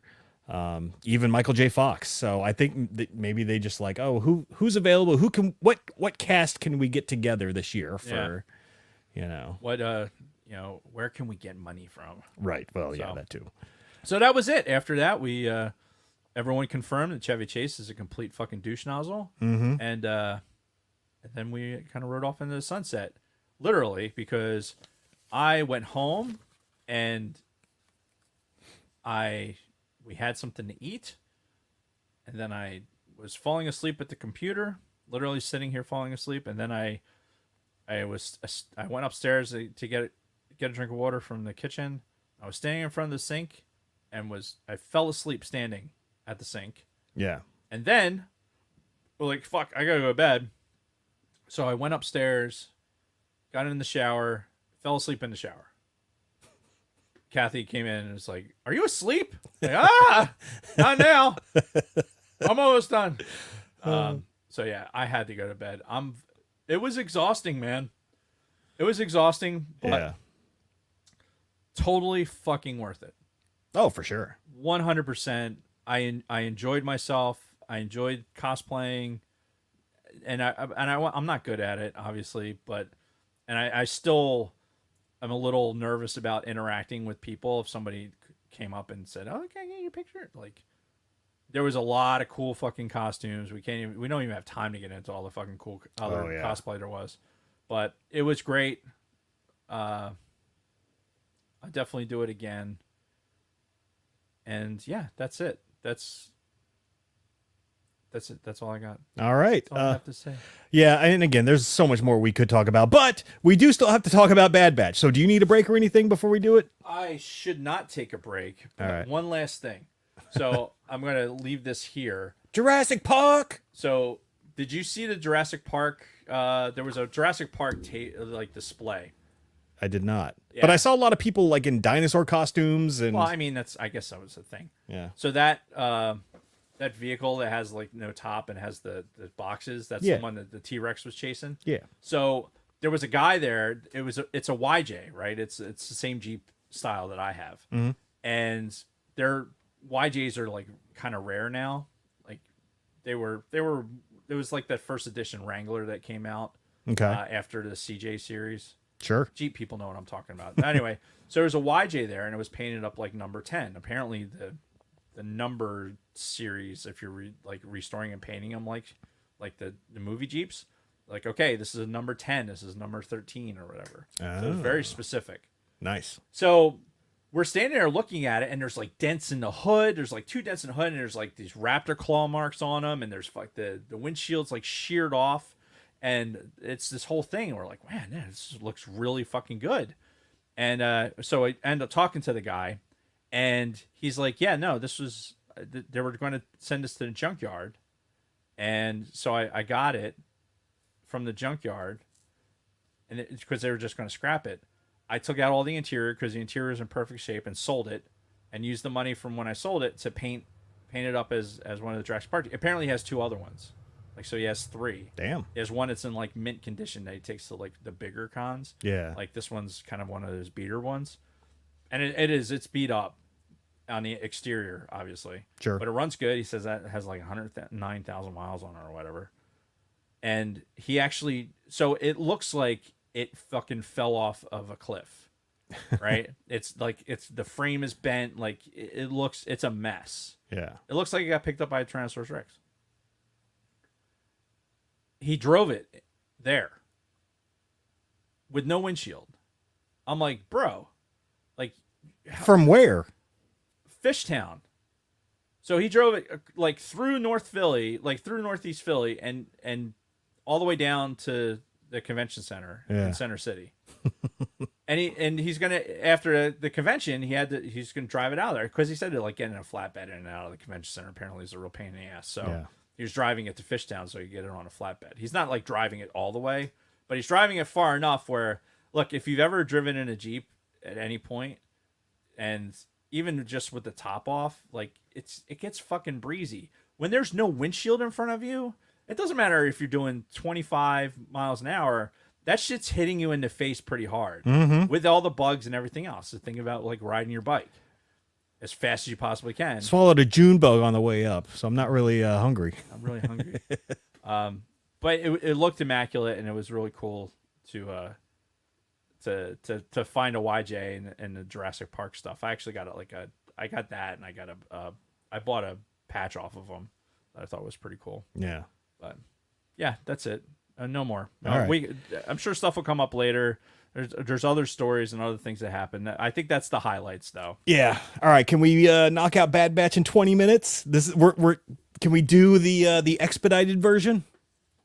Yeah, we All right. absolutely can. All right. So we are covering 3 episodes. Thankfully, not a whole lot happens in any of them, and it ends pretty much the way that we thought it was going to end. We start off with Into the Breach. And this is basically Omega's on Tantus. This is right after they recaptured her, put her in with the fucking kids, and the Bad Batch has Rampart, right? So this is Omega with the kids, basically like starting to formulate her escape plan. She steals like that fucking scalpel thing from Emery one of the times she's coming through. And on the Batch side, like Rampart doesn't have the coordinates. He's like, oh, but the way you get the coordinates is you have to go to this starbase at Coruscant, and then as you're leaving, they give you the coordinates for Tantus. So that's how you get there. So the whole episode is them breaking into that space station with Rampart, while Omega is starting to formulate her plan. Why was Echo? Why not? Yeah, Echo, right?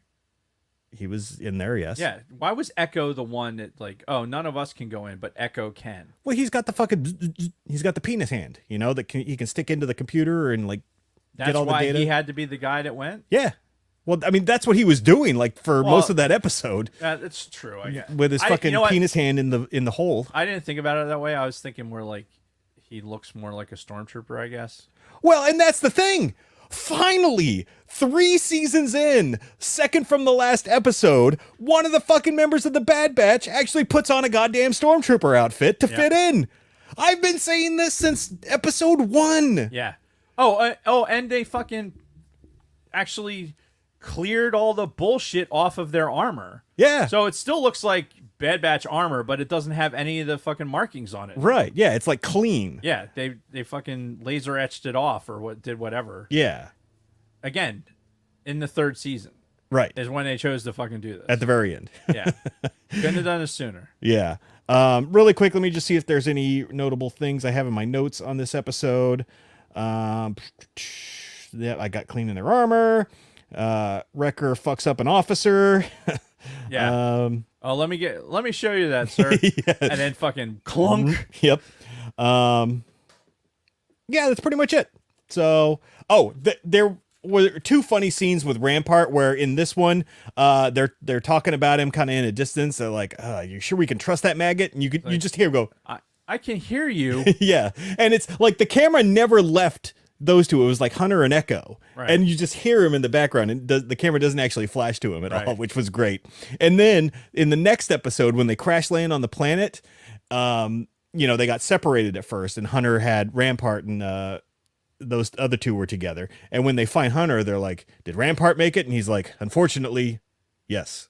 Again, I'm right here. Yeah, which I thought was hilarious. Yeah. But yeah, the second episode was them actually finally getting to the planet. And this is episode 14, Flash Strike, picking up right where we left off, because the way that they eventually got to the planet was they just attached themselves to the fucking cargo ship. Yeah, and that part fucking annoyed me too. It's like, Rampart's like, no, this is suicide. Blah, blah, blah, blah. Like, and yeah, this is a dumb plan. What exactly are you doing here? Yeah. And they just happen to time up and sync going into hyperspace right at the right moment. I'm just like, okay, all right. Well, that happens a lot in Star Wars. Force intervention, sure. Yeah, it's the will of the Force. You see my body language right now? Mm-hmm. Do you see how I'm like just kind of like sitting here? Do you know why that is? Because they had so many chances to do this right, and now they're starting. It's just not. It's just not. This isn't going well. Yeah. So anyway, in this episode, this is basically them in the jungle. You might as well just call it Welcome to the Jungle because that's all the batch did. Games. Yeah, so they're in the fucking jungle trying to avoid the Imperials, avoid like all the monsters and shit in the forest. And the kids can hear like the cannons going off and shit as they're like firing at the ship. So they know like, oh, this is about time to fucking Yeah, my brothers have found me. yeah, so this is about time when we need to start planning our escape for real. Which I didn't mind that part for some reason. Like her understanding what the cannons were. Oh yeah, yeah. Like and stuff like that. I actually thought that scene was pretty good. Yeah, her 'Cause stuff was fine. There was aspects of them being in the vault that reminded me of scenes from Andor, like being in the prison. Well, yeah, because like especially like they set the mood with like the real creepy music and everything, and like the vibe was kind of darker. Yeah. We just didn't get the Payoff. bloodbath that we were expecting. Well, there was a bit of a bloodbath, but Not enough. yeah. So this episode ended with fucking Echo getting caught by Emery, and then her all of a sudden like, okay, I'm a good guy now, and I'm gonna help you. Like obviously she's been kind of on the fence this whole time, but Yeah. but you know, just seeing Echo and catching him in the act, I guess, was what put her over the edge. I think she was trying to work out how she was going to help anyway, because even how she was, they tee it up with, you have fucking the bitchy broad, almond-eyed bitchy broad, Oh, the evil doctor, Scalder, I think Yeah. was her name. the skullfucker. She was telling her like, I'm the chief scientist, I'll handle this, like, because they were like, you worry too much about the fucking experiments. Yeah. Right, because they never called him by name or anything like that. So she was kind of establishing like, no, I'm the chief scientist, but hey, yeah, this is probably not the same protocol that they would have done Sure. otherwise. So they established it in a plot line. I'm okay with it. I think they've been doing that kind of along the way. Oh yeah. No, it wasn't a shock at all. No. It was just, you know, now this is the thing that finally put her over the edge. Whatever. And yeah, Take off those glasses and come on over here. yeah, which she eventually does. And then we go into episode 15. The cavalry has arrived. And this is the finale. It was a 50-minute episode, I It was think. almost an hour. So yeah, so it was a double episode, which was good, I guess. But it essentially was just them eventually breaking into the fucking facility and getting them out. Now I did like how they showed they played different music at the start, even during like the helmet flashes. It was like that dark music again. Yeah. And then they showed the Bad Batch logo for the last time, and it was the clean logo again. Like what they did with their fucking armor. So and it starts off when they're in the jungle, like Wrecker's all fucked up after like the battle with that creature, like it fucking like nailed him in the chest and his armor's all fucked. And he's clearly in pain and they're having to use their med packs on him. And I'm like, oh, Wrecker's probably going to bite it. Yes. You know, that's what I was thinking. Yes. And he doesn't. Well, and they even said while they're in the jungle, you know, hey, we're out of med packs. So I'm like, ooh, foreshadowing much? Yeah. No. No, they didn't. No, they won't. There was a point where Crosshair is like, I'm going in by myself. And I'm like, oh, Crosshair's going to fucking bite it. No. No, he doesn't. I wish, do I have the, hang on. Go ahead, keep talking.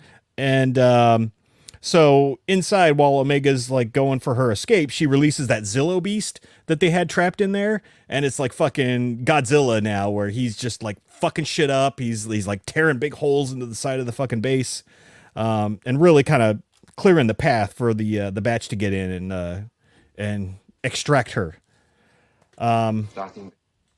This. 90. What are you doing? All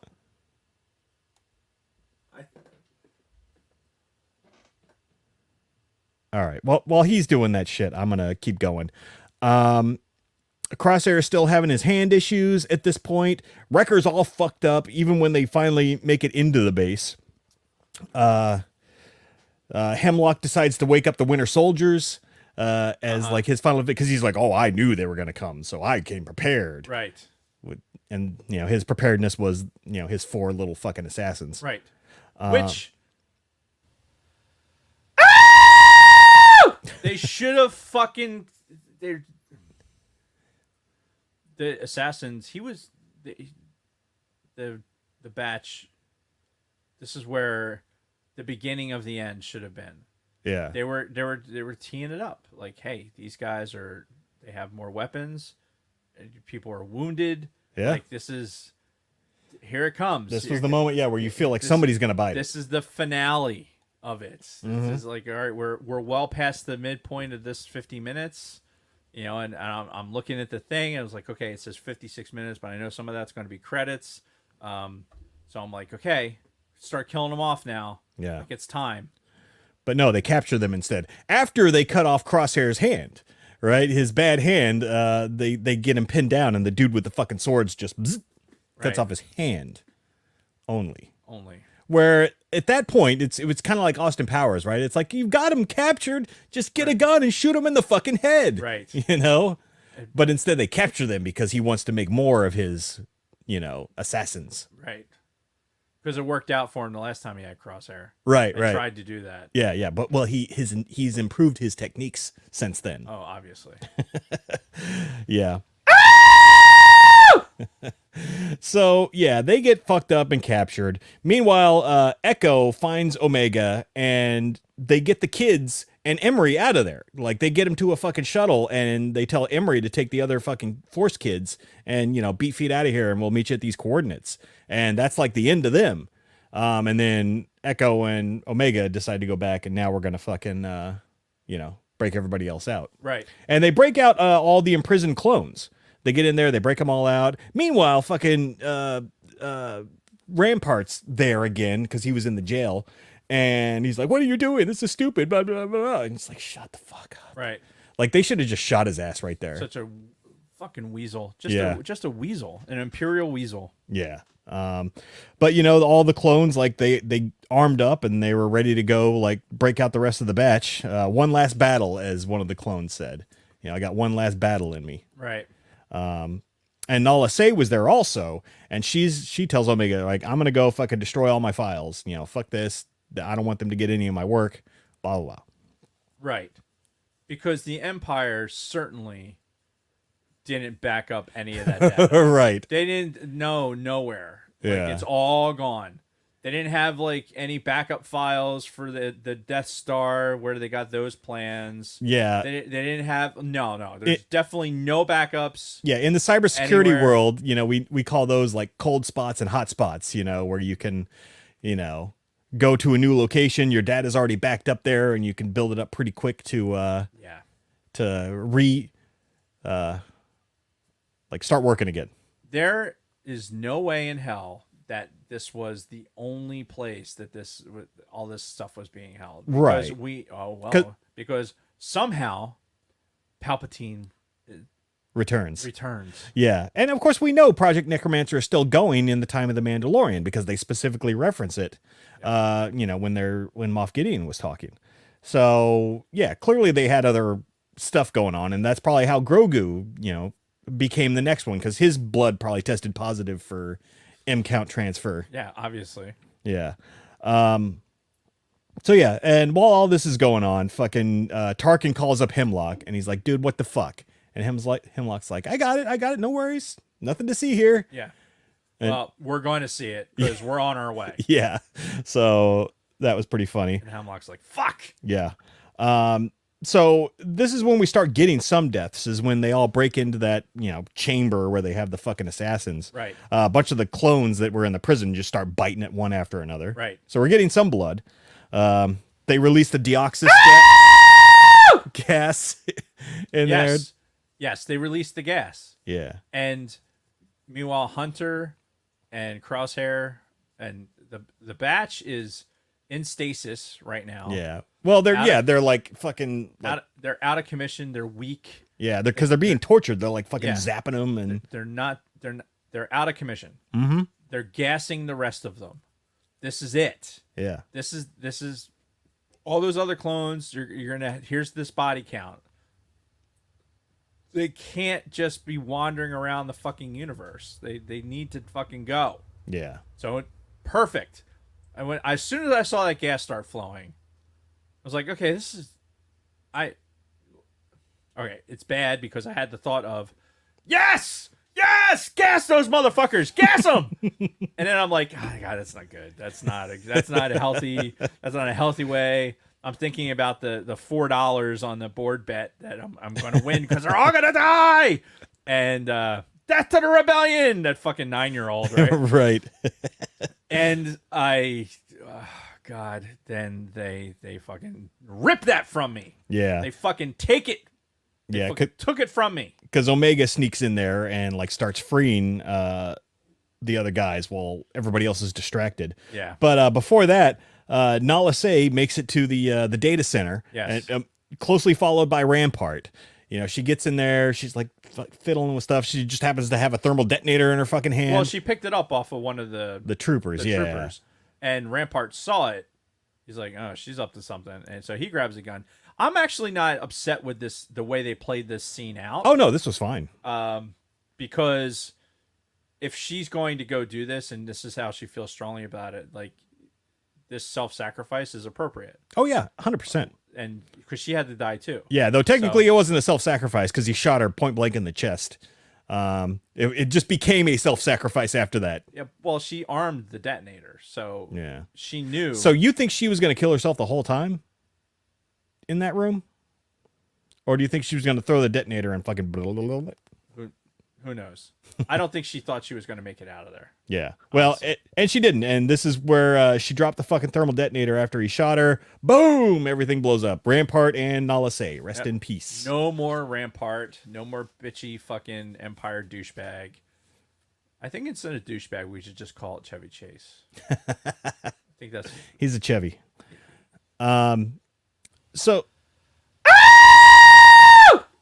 So the batch eventually gets free, of course, and they fight back the fucking assassins. They end up killing them. Which one of the theories was that Tech was one of these assassins. Like they took his body because there was a helmet that had his fucking, it looked like his goggles on there. And of course that ended up being not true. Right. Like they killed all of these guys, no thought whatsoever. Thank fucking God. Yeah, so we know Tech's dead for real. It eventually goes to this standoff on this bridge. Now, I loved this scene because I loved the visuals of this scene where they're out in the fucking pouring rain on this long bridge going to a dock, and it looked phenomenal. Like I love the look of this scene. It was air quote shot really cool. You have, you know, the wounded guys, like, you know, this whole thing. It's like Die. It was like Die Hard. Yeah. No, not Die Hard. It was like Lethal Weapon. Oh yeah. Remember Lethal Weapon where you have brain work. Riggs and Murtaugh were the character names. Thank you. And you have Murtaugh like leaning on Riggs, and they fucking both shoot the guy at the same time. Yeah. And the fucking the hydrant's pouring down. Yeah, and they both shoot Gary Busey at the same time. Yeah. It reminded me of that. Yeah, it was very similar to that. And of course, you know, Omega played a part in it too, because fucking Hemlock, the douchebag, handcuffed himself to Omega. So he's like, oh, if I go overboard, you're coming with me. But of course, Omega has her scalpel still. She fucking stabs him in the leg, puts her arms up so that they can make the shot, and Crosshair makes the shot left-handed to free them, and then they just fucking, you know, just blast the fuck out of Hemlock. And another death, rest in peace. Oh, and I forgot to mention right before that, they killed fucking Scorch, the Republic Commando clone, which, you know, he's a very well-known character. People were really happy to see him when he reappeared in this series. Yeah. But he's dead as well. But they couldn't. So many opportunities to kill these guys off. Yeah. Then when Omega fucking runs back to Hunter and Crosshair, she hugs Crosshair first, which I'm like, oh, that's interesting. And then eventually hugs them both. But maybe it's a nod to somebody running past Chewbacca and not not hugging him. Not hugging him. Maybe. Anyway. Yep. And then they beat feet out of there just as Tarkin's arriving. The fucking shot of them coming in was awesome. Yeah, well, where they come out of hyperspace, then they show the fucking base on Tantus, the overhead shot, and then the fucking Star Destroyer just... Oh, that seals it. I need a Star Destroyer in here. Yeah, no, that was such a badass shot. Loved it. And then, of course, Tarkin's like, yeah, he fucked up. Redistribute all funding to Project Stardust, which obviously we know is the Death Star. You all right there? Yep. So, yeah, he tells them to redistribute funding to Project Stardust, which, again, makes sense. You know, in the military, it's like everybody needs funds, right? It's always about the money. Only money. Yep. So then we go back to Pabu. And at first I was upset about this because I'm like, the fucking Empire knows you were there. They went there. And then somebody at work brought up the fact that the people that went to Pabu were all on the fucking station on Tantus, and they all died. So I'm like, okay, I guess that makes sense. But again, you would think that they'd like send a, mission log or something to the... I was so mad at this point. I was so mad at how this is ending. I was like, just blind rage. Like, stop fueling my silent rage. You're leaning into this fucking happy ending bullshit. And that's what bothers me about this. Yeah. Like, you had the opportunity to do the right thing. These clones can't live forever. You can't just stow them away. You can't, like, you're going to have what are you going to do? What are you going to do? Now you fast forward to fucking Hunter being an old man, still with his fucking face tattoo and bandana going, just with the old wrinkles. Yeah. And the beard. And he's like, no, I don't want you to go. And Omega's like, I'm going to fuck whoever I want. And I'm going to the rebellion, right? You can't tell me what to do. And now you got Omega leaving for the fucking rebellion. Yeah, because we flash forward however many years, because they don't say specifically where in time it is, but at this point the rebellion is well known, and it's known that they need pilots. So she's like, I'm going to go to the rebellion and be a pilot. And so now we got a fucking Omega floating around. Yeah. Well, come to find out, she was probably one of the X-Wings that got blown up at the very beginning of the Death Star trench run. I fucking hope so. Oh my God.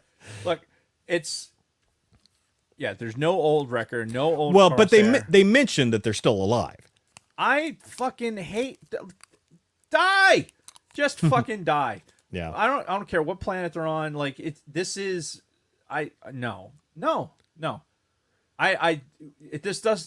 nothing. You had a season 3 for no fucking reason at all. What did this do? What did this season bring to our fucking canon? Not a fucking thing. Well, I mean, I think it does kind of like put a bow on the clone stories. No, it doesn't. Sure it does. It didn't do shit. It didn't do shit. We know what the end the clones were. They fucking got matriculated out when they fucking ran out of... They were replacing them with fucking humans. Yeah. We have that story. I expected the Bad Batch to show us like what happened, and they insert this Omega character that has the blood that Palpatine needs, and then you get all the way to this point where now Omega gets away, they blow up all the fucking research, and now we went through this whole fucking thing for no fucking reason. Right, because we do know Palpatine eventually returns, Right. so they didn't stop Project Necromancer. Yeah, they didn't do shit. You kept them alive for no fucking reason other than to have a happy ending. Yeah. And fuck you and fuck your happy ending. I was so fucking mad. Wow. Like it's not about the $4 fucking dollars. I wasn't even saying anything about that. It wasn't about the money that I lost in the board bet because not everyone died. And it was $6, thank you. Whatever. Fuck you. It wasn't about that at all. It was about why the happy ending? You didn't need to do that. I guess you decided that you wanted to dip into the trough of the darkness. You killed off a character, and then you came right back up. Yeah. And then you have to go have a happy ending, and Omega has to join a fucking rebellion, and everyone's alive, and now you have to think about all these clones that are out in the fucking Matrix. Like, fuck you. Like, you did not need to do this. Now it's getting to a point, and maybe I need a couple days to like calm down about it. But there's way too much Filoni fucking orbital debris right now. Between the Thrawn shit that's entered into the fucking world now with the Ahsoka shit. Yeah. Right? You've thrown a bunch of extra stuff into the canon there. Yep. Now you have the Bad Batch stuff, which isn't entirely closed out because you still have Omega out there. You have all these extra clones that are floating around. What are they doing? Like, I know nobody gives a shit what they're doing, but now they're out there. Sure. So you didn't tie off anything. You didn't finish anything. You didn't finish their story. Yeah. At all. All you did was send Omega to the fucking rebellion. That's it. So now are we going to see her later? Like, what is the point? What was the point of all this? I see your point of view, and you know what? Now that I think about it, yeah, like really not a whole lot did die or did happen in this. And yeah, I mean, my thought is they probably realized they have a younger audience for this show and probably didn't want to go too dark. That's the only thing I could think of that would make me think that they went with the happy ending on this. It's just at some point you have to do it. Like you weren't afraid to do it in Andor, right? They weren't afraid to make Luke fucking Skywalker go out like a bitch. It just made me mad.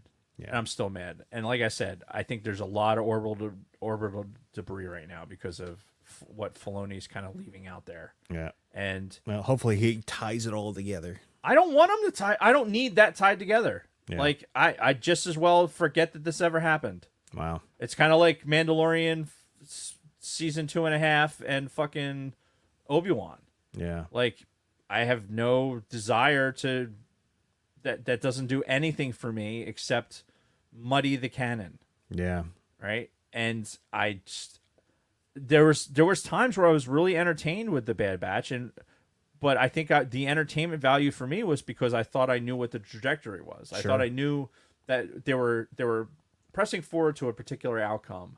And if the idea was to, hey, I'm bringing the story, I'm telling this story to bring them to a particular climax that's going to have an impact at the end. Yeah. If the impact for us was supposed to be that Omega goes to the rebellion, that is weak. Yeah. That is church. Fucking weak sauce, man. Yeah. That is Chevy Chase. And I admit, like, I was disappointed by these episodes as well. Like, I'm not saying that these were the greatest, but I'm not nearly as upset as you are, obviously. But yeah, I kind of was expecting a little more. And despite some cool shots that we got and some interesting scenes and a little bit of humor, like, yeah, not a whole lot happened. And it kind of went down the way I expected, but with the happy ending. And it was just like, really? That's how you're going to end this? Bunch of fucking bitches. Yeah. And look, they're talking about it in the chat, and it's 100% that Nala Se fucking gets shot in the chest. Yep. And then blows up. Right? Whoa, that's not afraid to do that. Yeah. Not afraid for the kids to get fucking tortured and get stabbed every fucking day to get their blood drawn. Mm-hmm. That you're not afraid to do that, but you're too afraid to let the clones completely die off because you're gonna have, hey, here's this clone that had gotten escaped from here. Now we're gonna follow their story. Right. They weren't Clone Force 99, but they were kind of clone extra care 97. 97. We'll do it live. Nope. That 94. one. Yeah. So, I just it pissed me off, and maybe it's because I saw it in 2 a.m. too. I stayed up particularly because I'm like, all right, I want to see this to the end. I got to a point where I was like, I don't like where this is going. I hope it finishes right, and it didn't, and I was mad. I went to bed mad about it. I'm still mad about it. And I just, I want to trust Filoni that he's doing the right things for the franchise, and there's a lot of good shit coming out right now, and they're all fucking together talking about this stuff. And if you're afraid, if you're fucking the Filoni and the Favreaus and those guys that are giving us our content right now, right?